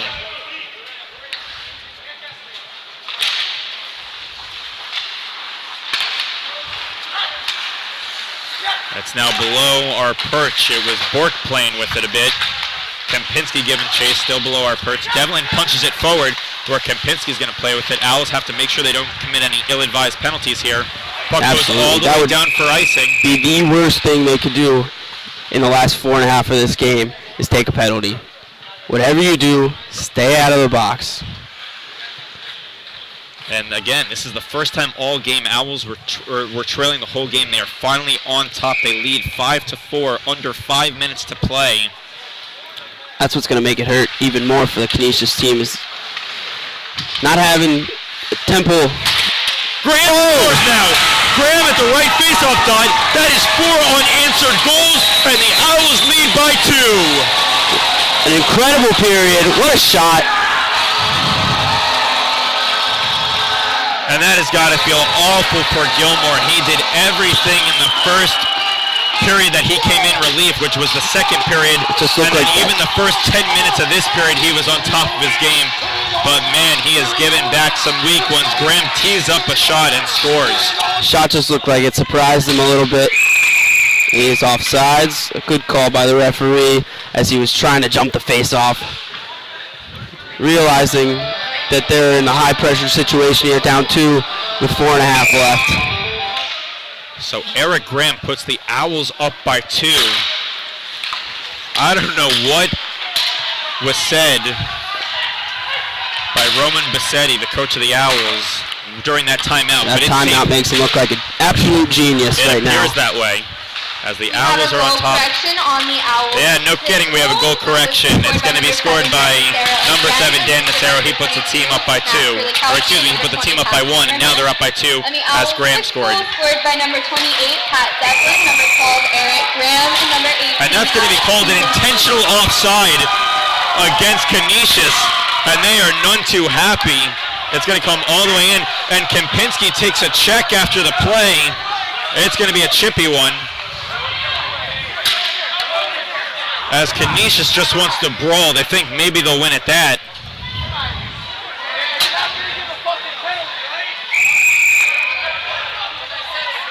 So a lot of yelling back and forth between both teams. It's going to be dropped at center ice. I'm a little fearful this is going to get a lot more chippy than we thought it would, and we thought it was going to be a chippy one. But the Owls lead 6-4. If you're Temple, keep your head on a swivel. Be smart. Stay out of the box. We've seen crazier things happen, and the last thing you want to do is give the other team chances. So McKenney lays out his man. He's a tough forward, and then he gets hit in the head afterwards. Here we go. Goal. And finally, they whistle the play dead. And you know what? Very rare to see Justin McKenney not do anything after the play, but he's going to elect to just take a pounding. Smart play on his part. Because he understands it's a better laugh if his team wins. Absolutely. Rather than committing the penalty. The victory hurts more than the hit. Always will. And Justin McKenney smiling from ear to ear. We see that a ton. Even if the Owls were down 7, I think he'd find something to smile about. There's something in his blood that just, he loves to get under the opposition's skin. But still, 3:20 remaining. This game is not done. Vasilev commits an ill-advised penalty. You can't do that. So, coming out in front, Powell gets just a piece of it to make sure that center attempt didn't go through. But now it's a power play for Canisius. Vasilev to the box for a penalty behind the play. And as I was just saying, this is not what you want to do. Obviously, giving the other team opportunities is you're just keeping them hanging around. Good teams can put away their opponents and not give them any second chances. So no surprise, and I really mean no surprise to you that they have elected to pull their goaltender, so it's going to be a 6-on-4. That's a smart move. Because 3:12 remaining, this is their best shot to try and score. But the one thing is the Owls can afford to ice it all the way down and even take a shot on net because they are shorthanded. Well, they are not shorthanded anymore because Ferentino makes it a 1-goal game. It was a 6-on-4 because they had pulled their goalie. Ferentino now with his 3rd goal in the weekend, 1st of the night, 2nd power play goal in the weekend. And it's a 6-5 game with 3:02 remaining. What was I just saying? You got to stay out of the box. And the Owls found their way into the box. 3:02 remaining. It's a 1-goal game. Goalie goes back into his net. Absolutely. Smart. Good call. Now you got 3 minutes. That's more than enough time to score a goal. If you're Temple, don't hang your head. You still have this game. You want to do everything in your power to play good, sound defense. Keep your head up. Know where you're going with the puck. So it's Nacero who's trying to get the puck free from Ferentino. Almost hit him from behind, but didn't. Kennedy got tripped up after the play. No call there. Kennedy's fine with that no call. Isn't going to do anything more than just look at the ref and say, okay, back to 5-on-5. So here's Hackett with the puck. Turning on the afterburners. 2:25 remaining. He's able to gain the line cleanly. It's Ferentino who had the last goal given on over to Walter. Powell gets a stick in the lane. Nacero's going to be the first one to touch up. 2:14 remaining. And Nacero gets the puck down deep.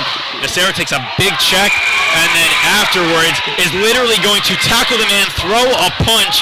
So for all the good things Dan Nacero does, he kills you when he does that. That was about the silliest thing you could have done in that scenario. And Coach Roman Bassetti is trying to plead his case, but I think he understands what his player did. He's simply saying Nacero got punched in the head, and that's why he threw a punch back.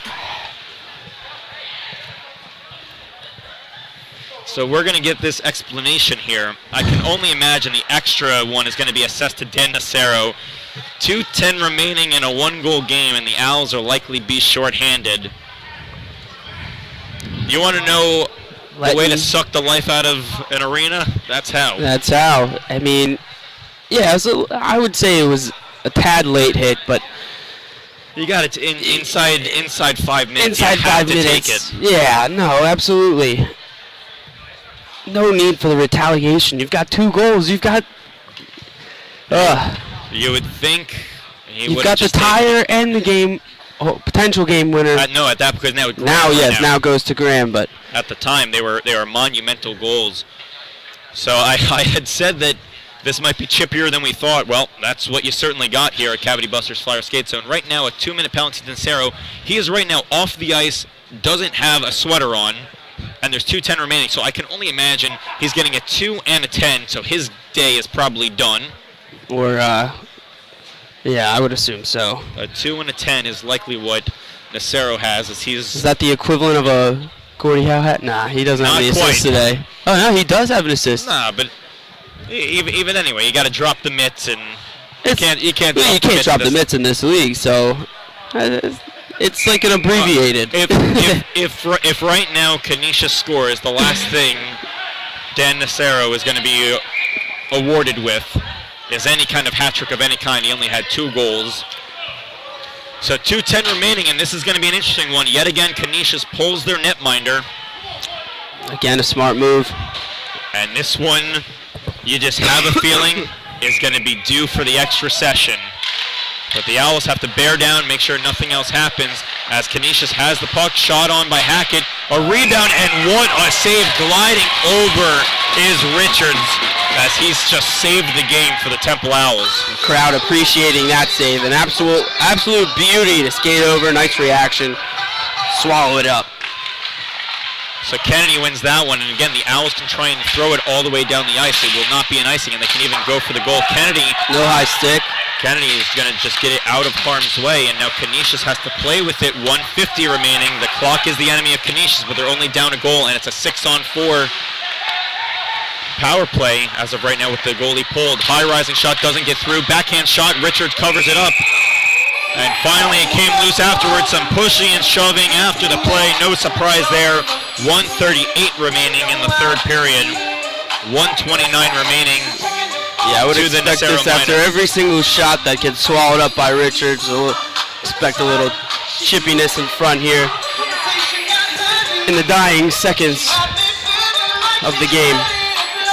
And this one has not been a disappointment, as the Owls are on top 6-5. They were down 4-2 for a large majority of the game, then answered with 4 of their own. Canisius fought back with 1 of their own, and they might have a second one in them. Shot on. What a way of Kennedy to get out in front of that puck, make sure it didn't get through. It hit his hand, and he didn't even shake it off. He just said, we're going to continue to play on. 1:18 remaining. Hackett trying to find a line mate here. Barty, good job to get his feet in the way. Powell behind the play. And deflection out in front. Richards comes up with the save.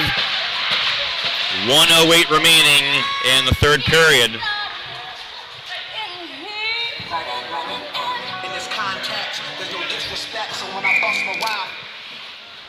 Big face-off here. A very big face-off, and the unit is not going to be the likely suspects. It's Devlin Kempinski, but the defensemen are Hannerhan and Big Lombardi. clear. And it's a big clear by the Temple Owls. No icing. As touching up first here is Bork. Under a minute remaining in the period. And that play is offside. 51 seconds remaining. As just a stride too fast was Ferentino. He was cherry picking a bit. That was a stride too fast into the Owls' end. It's Devlin again, the first year man for the Owls, going to try and win a faceoff. Is unable to, but Hannerhan picks up the puck, throws it all the way down, eats up more clock. 6-5 game, 40 ticks remaining on that clock. We have an exciting ending for you. Here we go, the home stretch. Ferentino almost turns it over to Kempinski. And now it comes cross ice. It's Hackett. They're able to stay on side now at the right face-off dot. Now comes back straight away. Hackett comes back to Held. Hackett whiffs on that one. 22 seconds remaining in the game. For the Owls get in the way of every puck. This is it. It's got 15 seconds left. Held with the shot on. Getting his body out in front is Devlin. Now comes back out into the front of the net. It's Bork, 10 seconds remaining. Gets it back to Hackett. Hackett shoots, misses the net. He had a wide open net shot. Comes out in front. They're trying to backhand it home. 3 seconds left. And getting his body in front of it, Devlin. That'll do it. The Owls win it 6-5. What a game as the Owls storm from behind and win it 6-5. Hayden Richards picks up another win. And that's a tough weekend for Canisius. They lose 7-2, lead for the majority of this game, but they lose it 6-5. Whoa, what an ending. What a game. 2 different lead change, couple lead changes. Temple down 2, ties the game, down 2 again, score 4 unanswered. Canisius did everything they could, but they just couldn't hold on. The Owls were relentless, had a really good third period, and I think the turning point was that timeout by Coach Roman Bassetti. The team turned on the Jets afterwards. They knew what they needed to do, and the Owls win it 6-5. Their next game will be Friday, November 13th against Syracuse. There will be no broadcast, but the Owls will still be playing. That's another ECHA matchup, but the Owls find a way to escape and win 6-5. Any concluding thoughts, Aaron? Hey, good to get another win. That's now 2 in a row. Nice to see that. Richards 2 in a row in the win column. He played pretty sound in that. Good perseverance by the Owls team to keep coming back and find a way to win the game. Very impressive game by the Owls to come back and win it. Kudos to the coach, Roman Bassetti. He did everything right. Must have pushed the right buttons.